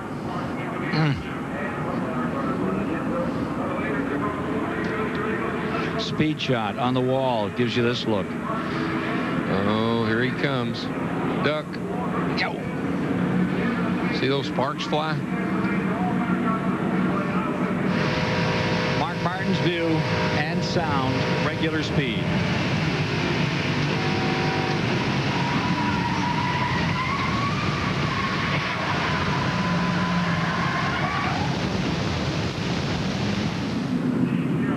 Tough way to end the day. Did you hear him? He saw the accident. He got out of the throttle. Then he thought he might be able to get through it by bobbing and weaving there a little bit. He got back in the throttle, but he couldn't control the car. It was just swinging around too much on him. Dave Marcus's former crew chief, Dale Fishline, in the Prestige Chevrolet, eliminated here. CBS Sports coverage of the 1997 Gargoyles 300 continues after this message and a word from your local station.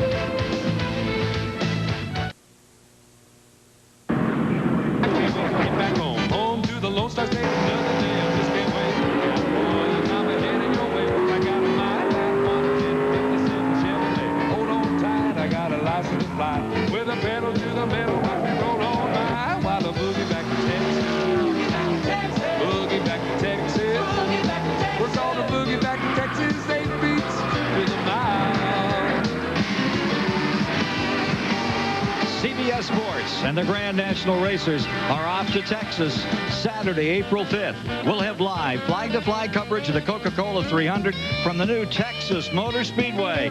Mark it on your racing calendar. Coming up next, NASCAR's hottest wheels ran Thursday, qualifying for the Daytona 500. We'll see both races in their entirety. Coming up, the Gatorade 125's coming up next. And after that, later today, World Alpine Ski Championships. That's coming up. From Sestriere, Italy, we'll show you same-day coverage of the men's slalom featuring Alberto Tomba, as well as the women's downhill. It's all on Olympic Winterfest. Countdown to Nagano later today. At Daytona, 68 laps now complete. We're in our fourth caution period. That gets us down to 52 laps remaining. Those three involved in this last crash was Mark Martin, Dale Fishline, and Tim Fedowa. 10 of the 45 cars that started this race here today, 20 of them have been involved in one of the 4 accidents that we've had, or 5 accidents now it is. Let's see. Hey, guys, let's go back and listen again one more time to that action on the back straightaway.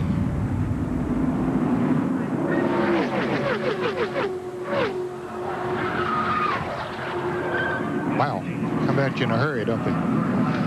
Man. You see, that's bullets flying. Yeah. And it, you know, it doesn't look that fast. So I didn't hit it that hard. He was doing about 150 mile an hour when he hit that wall, and that's hard.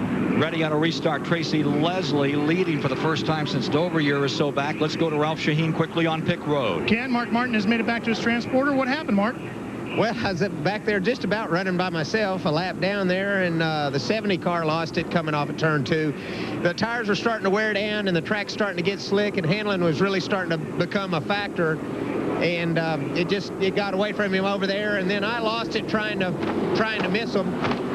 Just a tough day for us. I hate it for Team Winn-Dixie. Those guys worked so hard all winter. We tested twice, and we put a lot into this race. We had a flat tire early and lost a lap, and with that car, I don't think we're going to be lucky enough to make it up anyway. So it was a tough weekend for us. Mark Martin's thoughts about a tough weekend. Hope it turns around for him tomorrow in the Daytona 500. You'll see him out here in one of those Roush Fords. Tracy Leslie leading for the first time since 1995 at Dover.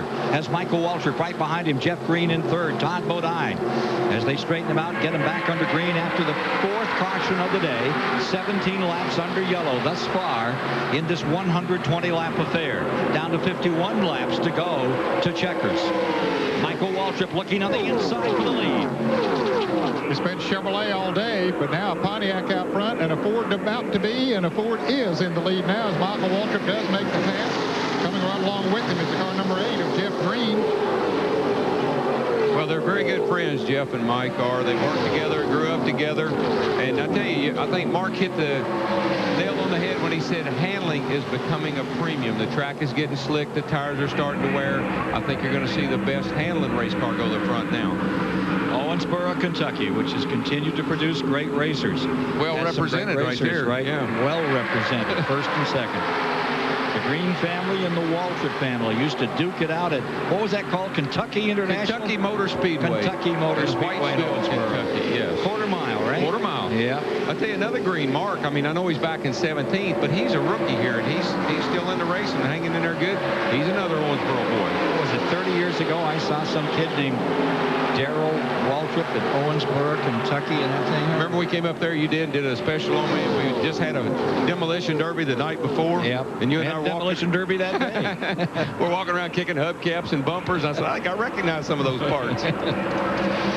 Back straight away, watching Michael Waltrip lead for the first time today in this Grand National 300-mile race. And don't forget the final Grand National race of the year.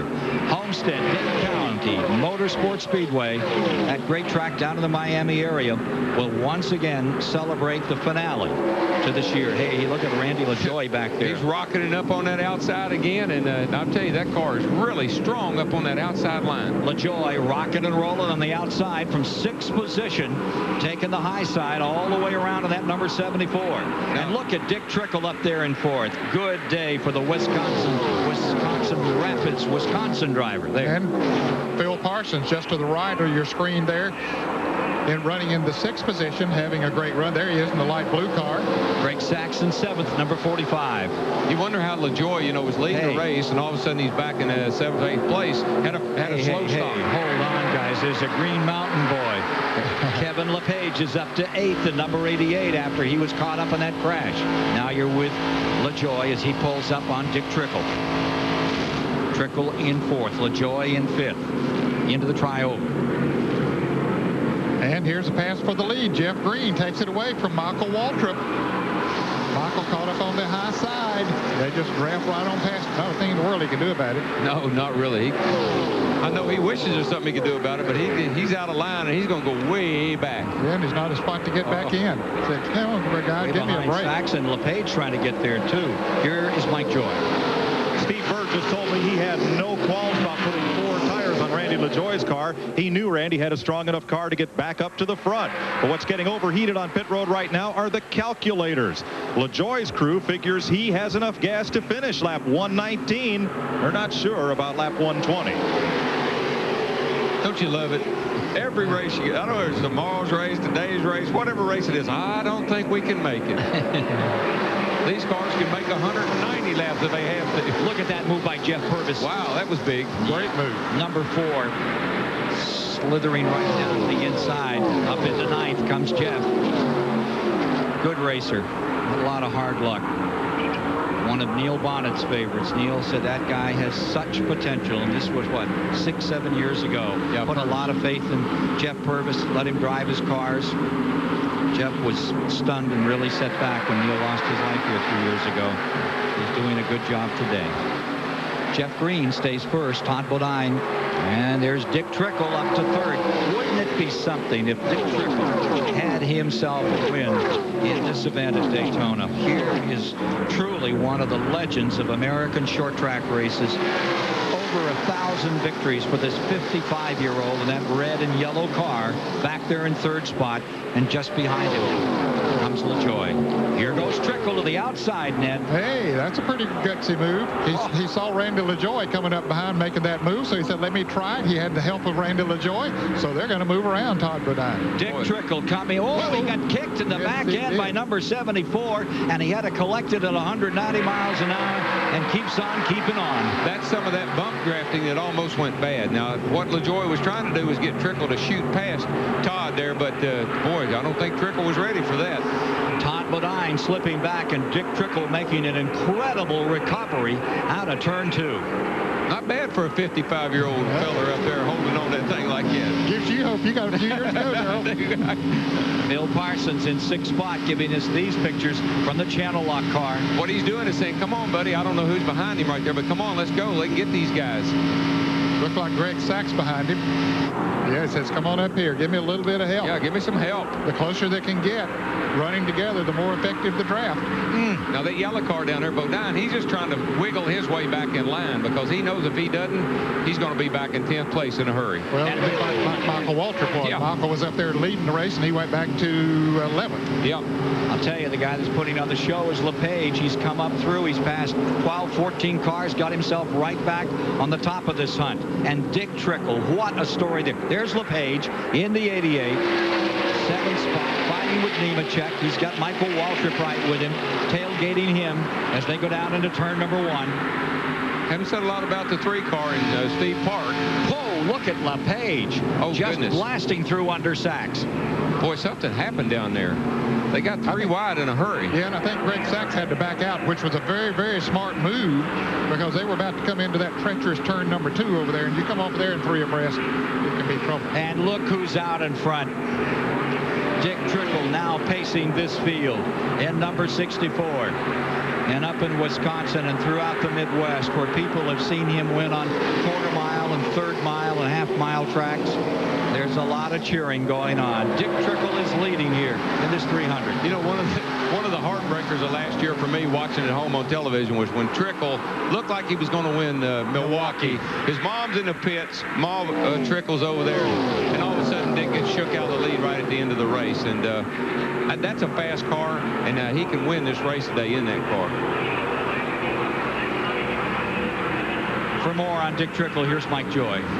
Dennis Shoemaker owns that car and gave him a big round of applause when he came by in the lead. You guys are flying. I couldn't hear the last thing you said. I said you guys are flying, Dennis. We're flying. The good folks at Duralube have given us the funds, and now it's up to us to pull it off today. Well spoken like a car owner who has to cash those checks. What is he saying on the radio? And can you make it on fuel? We may be one lap shy, maybe, but we're hoping we've miscalculated a little bit. He's won over 1,000 races. He has never won a Grand National race. Dick Trickle came to Daytona for the first time in 1970. Here's LaJoie. He's looking to that high side. Couldn't make the pass, but Todd Bodine already back up in there. Yeah, he was caught down on the inside, dropped back to about 6th or 7th, and there he is in the yellow car, back up to 3rd. Yeah, I think we know that car is fast. We saw that on the opening, so he's going to be able to do whatever he needs to do. That's an interesting combination. We talked about he and Mike McLaughlin being teammates. McLaughlin runs a Chevrolet. Todd Bodine runs a Pontiac out of the same shop. Ralph Shaheen. Tracy Leslie's pits with Jeff Hensley as crew chief. Jeff, you got a quick car, but nobody seems to want to draft with you. How come? I don't know. You know, if they get all ganged up on us, there's nothing that we can do except pull down in front of them, and I mean that's going to cause one, heck of a crash. But the Lysol Pontiac's been strong all week long, and they get lined up and get us back there in the back. We can't get back up there, and hey, why would you want to work with the best car here anyway? They get all ganged up and they can duke it out amongst themselves, but we got something up our sleeve here on this last stop. Want to tell me what it is? No. See, the crew chief's smart, and he says, we don't want to pull down in front of me and cause a heck of a wreck, but the driver don't know that, see? All right, 40 laps, 100 miles left to go. Phil Parsons pulled out of that group back there, moved up into 5th. At Daytona, the Grand National cars are rambling today on the 2.5-mile track and looking good.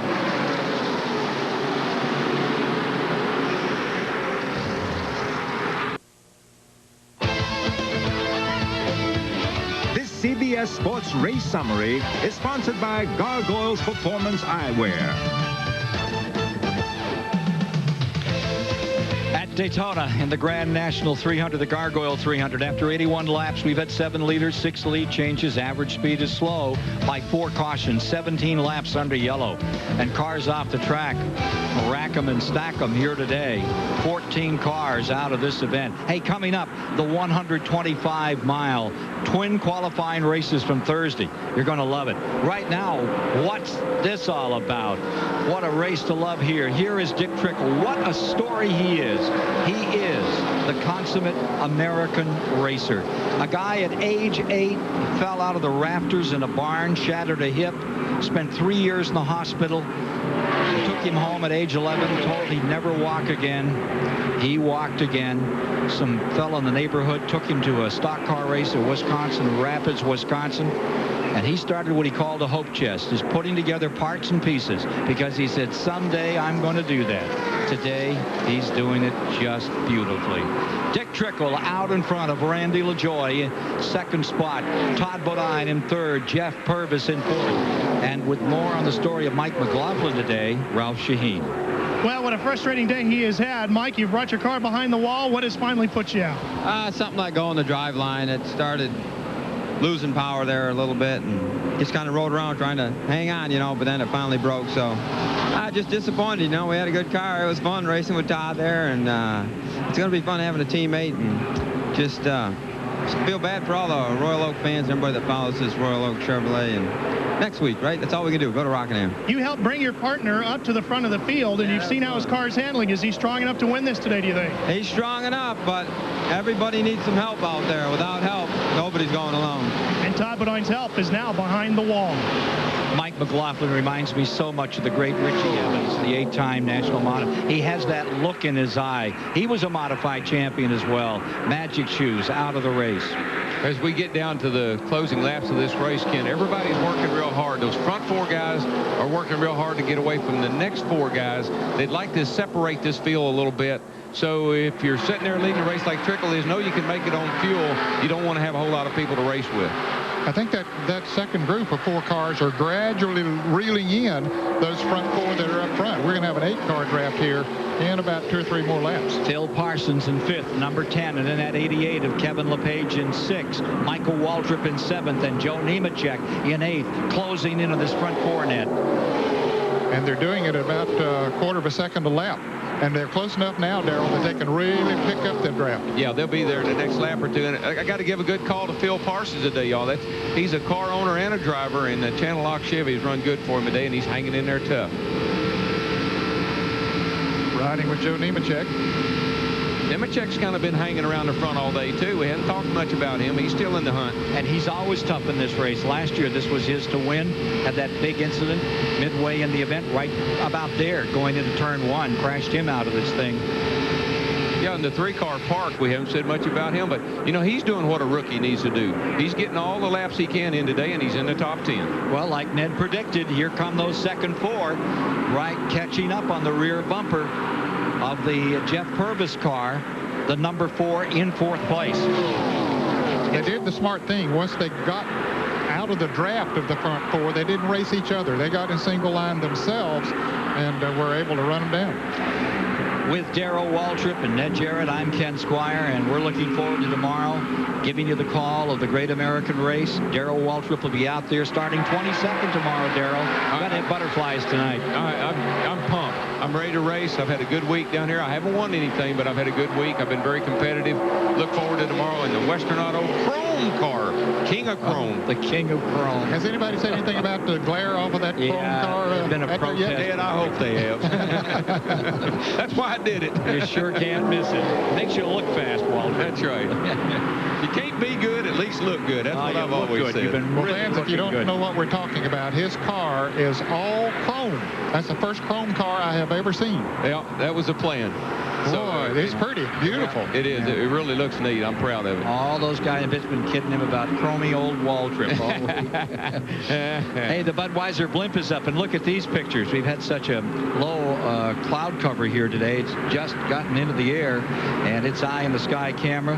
Proud to provide you with these live shots 1,000 feet now above the Daytona Speedway. Now here's Phil Parsons. It's the 5th car in line right there. He pulled those other 4 cars up there, but if you notice, he got up there. He can stay, but there's Michael and a couple other cars that can't. So Phil's hooked up now, and those guys are falling back. Well, one thing that made them fall back, Darrell, they made the pass on Kevin LePage the last lap, and they got side by side there for a little bit, so that really hurt them. It'll be interesting to see if Michael is fast enough to catch back up, he and Nemechek. Nemechek showed that kind of performance today, I don't think. Nemechek in 7th, and LePage back there in 8th. And LePage had a lot of making up. We saw him sideways, sliding down. Looked like he was slithering right out of this race, and he's back in it. Yeah, his car seems to have gone away a little bit now, Ken. It didn't apparently was not working too well in the draft after they run this long on the tires. This is where the real good handling race cars come into play. They've been running out there quite a while on that set of tires. 30 laps, 75 miles to go. Here's Mike Joy. This is Steve Park's mom, and she's walked as many miles as he's raced here in his first Daytona appearance. Are you nervous? Just a little bit. I have every confidence in the world in Steven, but it does upset me a little bit to know he's out there doing the speeds he's doing. Okay, and Darrell, just because you asked at the top of the show, those are Gargoyles. They're sunglasses. Oh, that's what those things are. I thought those were the things that Earnhardt threw on the ground and stomped all the time. Very popular brand. Don't you know that? Don't you love it when a mom gets on TV? She didn't call him Steve Park. It's Steven. Yeah, that's his real name. My mother calls me Darrell Lee. Darrell Lee? I'm Darrell Lee. Mm-hmm. I call home, I'm in trouble. It's Darrell Lee. Bet you got called that a lot. Through the years. Back with more from Daytona and the conclusion of this 300 in a moment.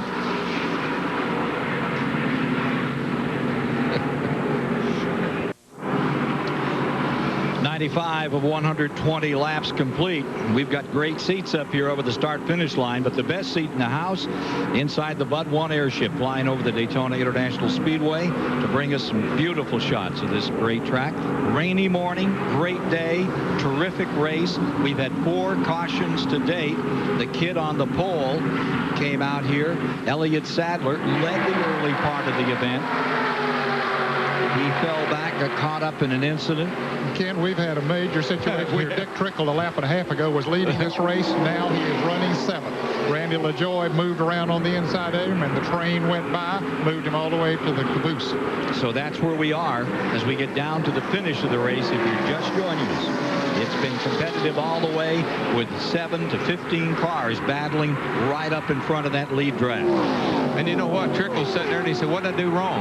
Yeah. You know, he was leading this thing. And look at him. He's falling back, and he's liable to lose the draft here. I think LaJoie was that strong. I think he was sitting there saving fuel, if you want to know the truth. I believe he was drafting Trickle, and now it's time to get out front and go for the win because we don't have a lot of laps to go. Daryl, back when I drove race cars, drafting, I don't know if it was more effective then than it is now, but you could save fuel then because you could actually run along half throttle behind another car in front of you. But is that the case today? Can they run partial throttle? Well, you could if the guy behind you would, but the problem you got today is nobody will do that. Everybody's running on the mat, and if they get a chance to pass, they will. So, yeah, it saves fuel. Technically or theoretically, it saves fuel, but nobody wants to ride. Everybody wants to get out front. But maybe the in and off of the gas, doesn't that maybe help to burn more fuel? Nah, they got little bitty squirters in the carburetor, so they don't use a lot of fuel like that. Okay, let's get more on the fuel situation because that seems to be the story. Mike Joy. Well, Ned, all that happened to Dick Trickle was he got clotheslined. Randy LaJoie decided time to go. Todd Bodine went with him, and that left Trickle hung out to dry. Now, LaJoie is a lap short on fuel. Michael Waltrip's crew chief, Ronnie Silver, says, I don't know if we have enough, but we're not stopping. Dick Trickle thinks they're 1 lap short. Dick Bergeron, how about contenders at your end? Oh, man, the crew chiefs are all so worried about this. Todd Bodine's guys say he can make it. Jeff Green says no. Gene Need, the crew chief for Phil Parsons, says no. He wants to know if anybody told me they could. Nemechek's crew chief, Brian Patty, said it is not a question. We are going to go for it. LaJoie, 1 lap short. Johnny Allen, crew chief for Fort Purvis, first said, we don't know. Now he's decided they're going to pit on around lap 110 and take Parsons with him. Let's go to Ralph. Dick Bodine calculates the fuel for her husband, Todd. She's hoping for the sake of domestic tranquility that she is right. She thinks her husband can go all the way. Boy, there's got to be a lot of nervous people down there in that on pit road wondering, can you make it or not? But I think you rest assured that every one of them will try it. Oh, they'll all make it. And let me tell you, LaJoie sat there behind Trickle long enough to be sure he can make it. As you said, he saved a little fuel. We don't know how much, but I think Bertie probably called him and said, all right, we can make it from here, take the lead, and let's hold them off. It's the old racing story. My kingdom for a thimble full of gas. In the 99th lap, coming around this time, that'll get them to 150 miles to go, just 20 laps. And here you see him ganging up in front. Randy LaJoie trying to win this race. It'll be a new winner in this Grand National race. None of the previous winners are in it today. You see Todd Bodine struggling there in 2nd spot to hold on to that draft. Then you've got Jeff Purvis and Phil Parsons. I'm not so sure Todd Bodine is struggling there, but because he's been strong all day long. He might just be sitting there waiting, having something, that he hasn't shown yet. And we're not overemphasizing the fuel mileage issue at all because I won this race because I got a little bit better fuel mileage than other people did. This is one race that's been won time and time again because you could stay in the race on the racetrack and not have to pit that last time for that fuel. So fuel is a big issue, and it just shows the importance of having a game plan and knowing exactly how far and what you can do in the race. To Mike Joy. Ken, Steve Berg did not give Randy LaJoie the green light. They still do not think they have enough fuel. LaJoie thought the pace of the race was not fast enough. He hand signaled and went for the lead and took it. Looking back on the bumper cam from Randy LaJoie and Todd Bodine in 2nd position. They just put a lap on Kyle Petty, and also the car number 47 of Jeff Fuller going a lap down right now. Pulling away by a couple of car lengths, LaJoie commanding. 19 laps to go to decide the Gargoyle 300.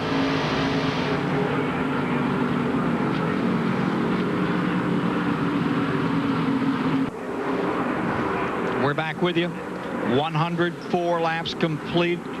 16 to go. 40 miles left. Spotters looking on for these last laps, trying to keep these cars unsnarled as they get down to the finish of this. It's been looking like a 3-car situation, but that's changing as we see that number 47 pulling some other cars up into contention. Yeah, Jeff Fuller is being shown as 3 laps down. They just went around him a few laps ago. The leaders had no problems passing him, but once they got up there and Phil Parsons ran side by side with him for a lap, lost a little bit of speed, but now they've hooked up together. Phil behind him is pulling back up on him. I think it just shows if you get with the right group of cars, I don't care which car, you know, how many laps you are down, you can run with the leaders if you can get with them and stay with them. 21 cars in the lead lap. Elliott Sadler, who sat on the pole back here in 17th position with that car number 29. Young driver, 22 years of age, second, actually going into his 3rd year of racing, getting some good experience. Good experience. You can see he has some damage up there on the right front of his car, and of course that has slowed him. You see even part of his right front fender is gone, and you know it's an aerodynamic mess. But I think that tells you how fast the car is, that he can run like that right there and stay on the lead lap. And he led 30 laps here today. 21 cars in the lead lap. We're headed toward a new record. The previous record in that department was, what, a couple of years back? 18 cars? More than that. Early 90s, 91, 92. Ralph Shaheen. Ken, they just radioed out to Todd Bodine to make sure that he tries to conserve as much fuel as he can. Todd radioed back. With 10 laps to go, comes up. Make sure you let me know where A, Michael Waltrip is, and B, make sure the 4 comes with me because I cannot do it without him. Jeff Purvis lies there in 2nd spot. He's the 4 that Todd Bodine is talking about. Todd Bodine driving one of the cars that Chad Little had in Grand National Racing a year ago. That's a Hutter motor that's pulling him along. There's that 21 car. The Michael Waltrip car he wanted to check on back in 5th spot, and Parsons has been with him all the way. And Michael has dropped back pretty far there now from that lead group, but Joe Nemechek has come up there with him, so we don't know if that can help him enough or not. That's a K-Tech motor in the 74 car. They build engines for some of the other guys, and also those are 2 Hutters in the 36 and in the 4 car. Michael's got a Roush motor, so you got pretty well represented here with the engine builders. Hutter builds an engine very similar to what B&R does. They got good restrictor plate engines. Randy LaJoie, who started out following his father's footsteps at the Danbury Race-O-Rama in Connecticut, one of the best short tracks that there ever was, gone now. But in 1980, Randy LaJoie at the track where his dad won 200, 250 races, cut his teeth, and he won the modified title there in 1981. Here he is for what could be the biggest win of his career. 12 laps to go. You know, Randy LaJoie is, I can't say enough about him. I really never, in my all honesty, never thought he would do what he has done. He has exceeded his expectations and mine too, I believe.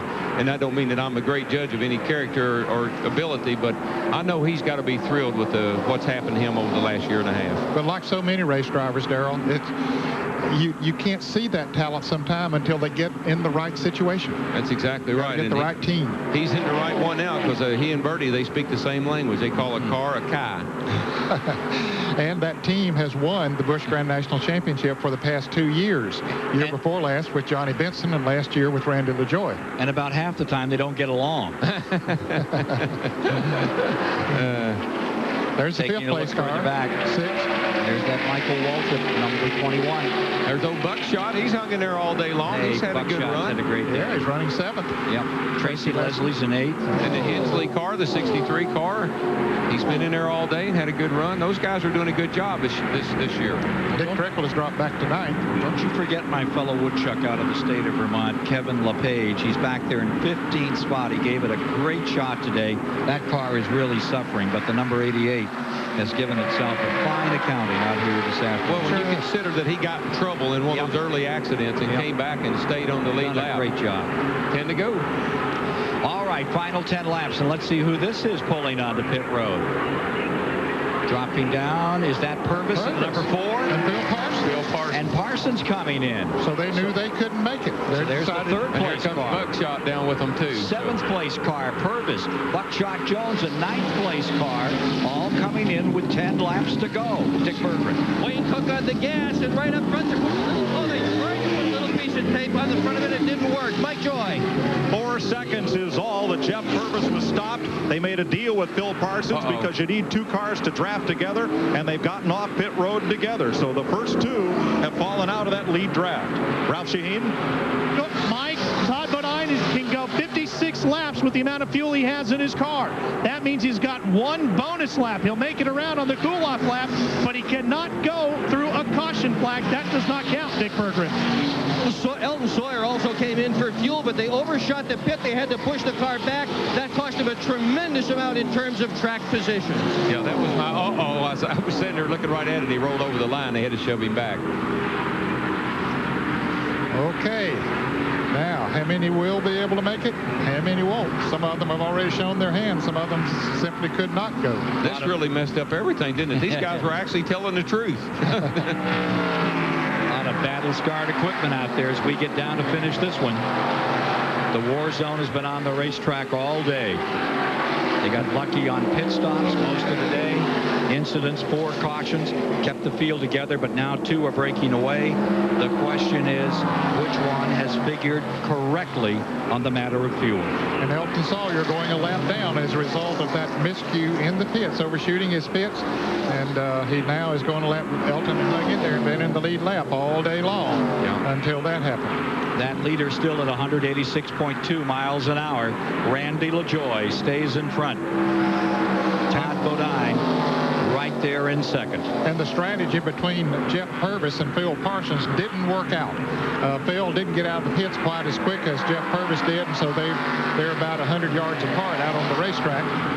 Michael Waltrip in third, Joe Nemechek in fourth. But unless those 2 up in front get very thin on fuel, these guys are also Rands in today's race.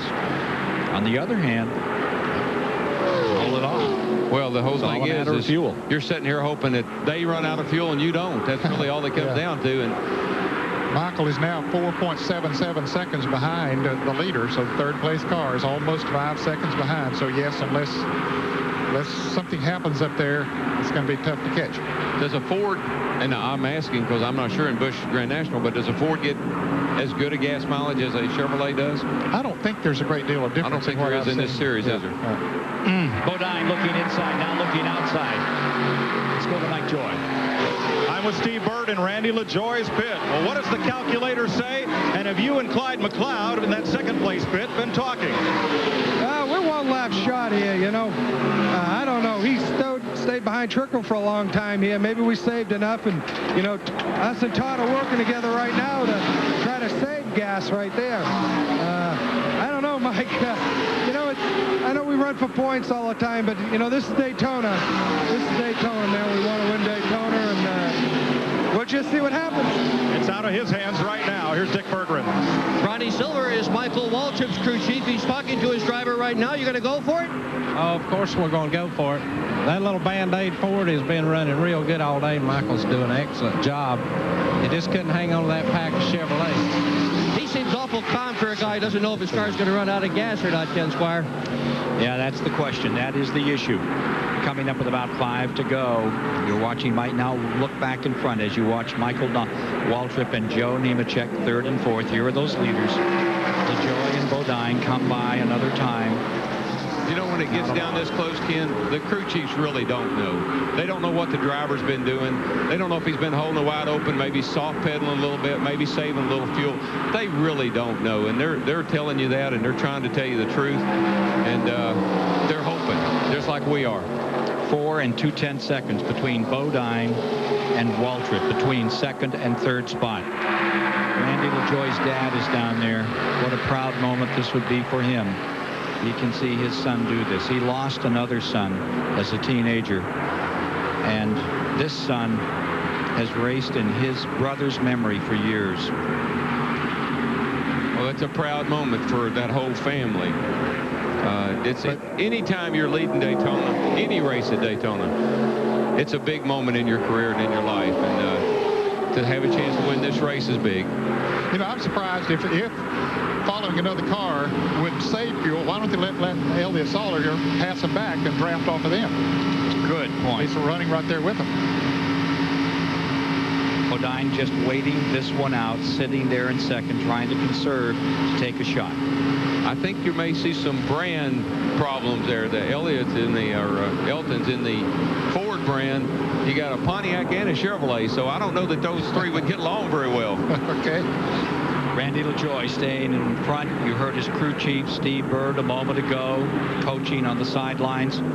Steve Bird.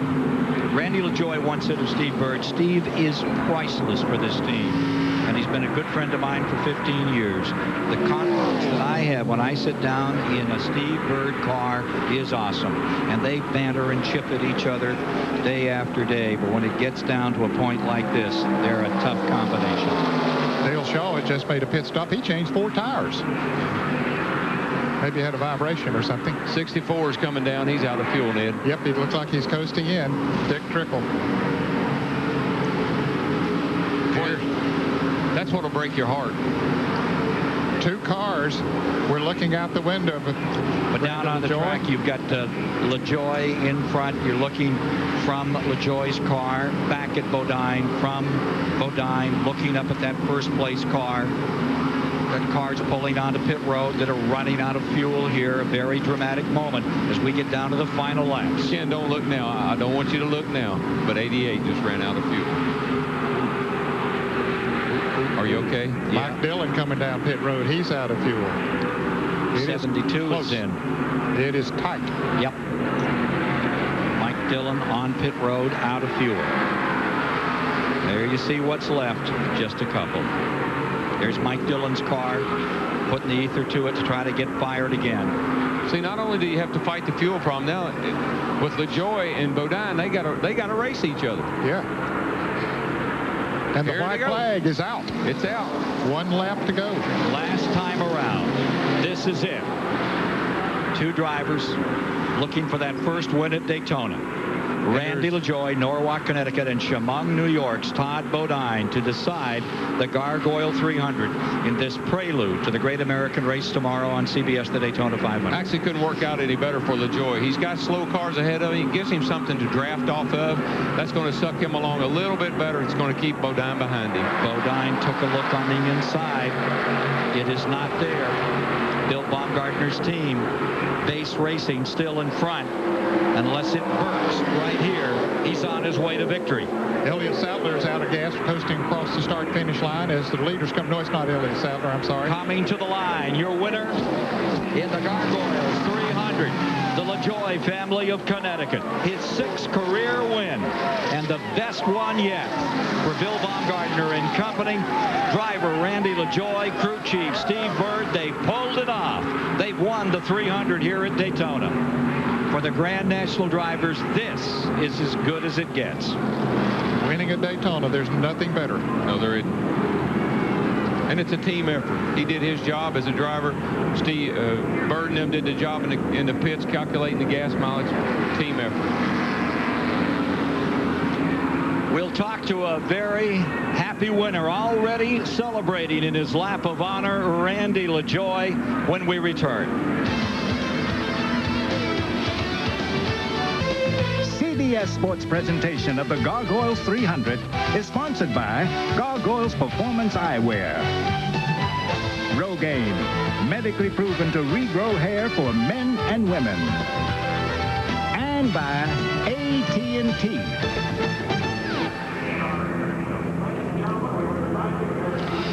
Coming up next, NASCAR's hottest wheels ran Thursday, qualifying for the 500. We'll see both races in their entirety. Gatorade 125's coming up next on CBS Sports. Elliott Sadler just coming across the line. Big ovation out of fuel at about 3 miles an hour. Bigger ovation in Victory Lane for the winner today with Mike Joy, Randy LaJoie. In Daytona Beach, a light rain has begun to fall, but there's no raining on this guy's parade. Randy LaJoie, what's it like to win at Daytona? Well, I've been upside down here. I've been on my head, and sure does feel a whole lot better winning. Daytona Beach is a legend, and I'm glad to just put this Phoenix Monte Carlo in Victory Lane for the Base Motorsports team. And boy, we were fast all weekend. We don't qualify that well, but this thing was really good. And chassis-wise, I mean, we did some chassis stuff this week, and rumors of strife on this team that maybe you or Bertie or somebody might be gone after 5 races. Has it been a tough week? Tough week. It's been a tough 6 months, but I don't know. I mean, I think I can drive a race car, and these guys can put one together. So as long as we can stay together, we can win races. There's a deal in your contract that says your car owner gets to keep all the trophies. You think he'll let you have this one? One can never tell. Ralph Sheen. Well, Todd Bodine is down here at the gas pumps. Todd, did you leave anything on the table? No, not at all. I had that thing wide open. Randy was a little bit better up off the corner, and that's where you need to get the run to be able to get any kind of a slingshot. And I was a little bit tight. He was a little freer. I couldn't do anything with him, but I tell you, this is the first time I think I finished. Well, second time I finished here, first time in a Busch car, and this is great. I've never started points higher than 28th in Busch Grand National, so now we're second, so that's pretty good. But I got to say hello to a couple people. Pat and Terry, Watson Diller, GMC, they've been with me all year. It's been great. Hi, Lisa. Happy birthday. Todd's day is not done. He's going to go practice his brother's Winston Cup car. He's feeling a little under the weather. Dick Berggren. We're all a little under the weather right now. I can't believe it just started raining right as the checkered flag fell. NASCAR weather. Michael Waltrip, a good run today. Third, you finished second 2 occasions before this. What do you got to do to win one of these things? I needed a little bit more today. I don't know if the body was off or the motor, but we just couldn't hang with those Chevys. I think that they've been tough all weekend, but man, I'm proud of Ronnie Silver. They put about 21.8 gallons in this thing to fill it up with gas. Means he did his job getting us to the finish on fuel. The thing handled perfectly. Brand new association with Band-Aid brand adhesive bandages. Real proud of that. And I want to say hi to my daddy. My heart's been in Owensboro, Kentucky all week with him. Daddy, we came home. I wanted to win it for you, just not quite today. How about your brother? He's been up there cheering you on all day. Anything to say to Darrell? Well, thanks. I hope he was saying nice things about me. Half the time when I can't hear him, he's talking bad about me. So I'm real proud of Darrell yesterday, leading that IROC race and looking so good. And he's got an awesome car for tomorrow. So, and Mark Green, another Owensboro, Kentucky boy, comes south. And when I finish the race, I see his number up in the top 10. I'm real proud of him. Just a great day. Ken Squire? Yeah, Mark Green finishing in 8th place today. Great run. And look at this. The pole sitter, that's Elliott Sadler, and he's being assisted down off the track now. There wasn't anything left in that tank for sure. No, that was the fastest car on the first lap. It's the slowest car on the last lap. And by the way, Michael, I've said nice things about you all day, and I don't have to say anything because you just said it all. Hey, take a look in slow motion at this finish. To the line. LaJoy. About a 2-car length lead over the 36 car of Todd Bodine. That was Kyle Petty down on the inside. He was a couple laps down. Yeah, that was a big win there. That's almost 2.5 lengths maybe. Final standings on this race. There you see it. Bodine in 2nd, Waltrip in 3rd, Craig Sachs back there in 6th. First name checking. Leslie having a good day. Steve Park, rookie, came home in 7th place in the Earnhardt car. Then Mark Green. Yeah, that is incredible. Mark Green, his first time at Daytona. That's a great finish. And Jeff coasted across the finish line out of gas as well. Buckshot got himself a 13th today. Good run for him. Elliott Sadler, who sat on the pole, wound up 15th on today's race. And you see Trickle, he wound up back there in 19th place, and Kevin LePage wound up in 22nd place after having a great run. All these drivers had good runs today, just had problems of one sort or another, these back in the field. So there's the final results on this one.